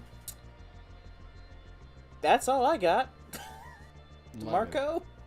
Love it, yeah. DeMarco, You can check me out, DeMarco Dude, on YouTube and Twitter. Would appreciate seeing some of you guys there. Content's going to be a bit lean as we are doing some stuff in IRL, but appreciate the ongoing support. If you want to check out some of my content there, we'd love to have you. Yes, and you have a weekly podcast Thursdays? We'll see about this week, but we try to do it every week, Thursdays, 6:30 p.m. Yes. If there's any Capcom moves, give me a call. There you go. Yes. Gotcha. DeMarco will get on guests if it's topical for the people that are in the space, in the know, which I love because it's like you're the expert here and you're the expert here. Yeah, I love it. I love whenever you get guests on. So looking forward to that. So we're changing the format probably going forward. Oh, that's right. That's right. Yeah. Spoiler. Yeah, really excited for the future. So please, everyone is in the link in the description below. Go check out Assassin on Twitter. Go check out DeMarco on YouTube and Twitter. And go show some love to Jonas as well. And also Holly as well. She's doing more stuff with her channel and more things to come from her, I'm sure, in the future. And as far as I go, you can follow me on Twitter as well. At Red Wolf Renegade on Twitter. I'm easy to find because I'm the only one. Pride. Well, probably shouldn't say pride. That has a new meaning nowadays. But thank you guys so much for being here every single week. There you go. There's Holly's channel. Boom. Yeah, go subscribe to Holly's channel and go check her out. She streams all the time, and she's actually making content now, which is really, really exciting. So good for her. Go show her some support because breaking into like the video stuff is really scary. Where like people are gonna look at me and listen to me and comment on me, and it's scary. I love it. So that's why I'm gonna go the VTuber route. Okay, I love that. I love No, it. I'm True 77 says I should go. And I agree. Thank you guys so much for checking out episode 110 of the Renegade Realm podcast, and we'll see you guys next time. Goodbye. Bye. Assassin?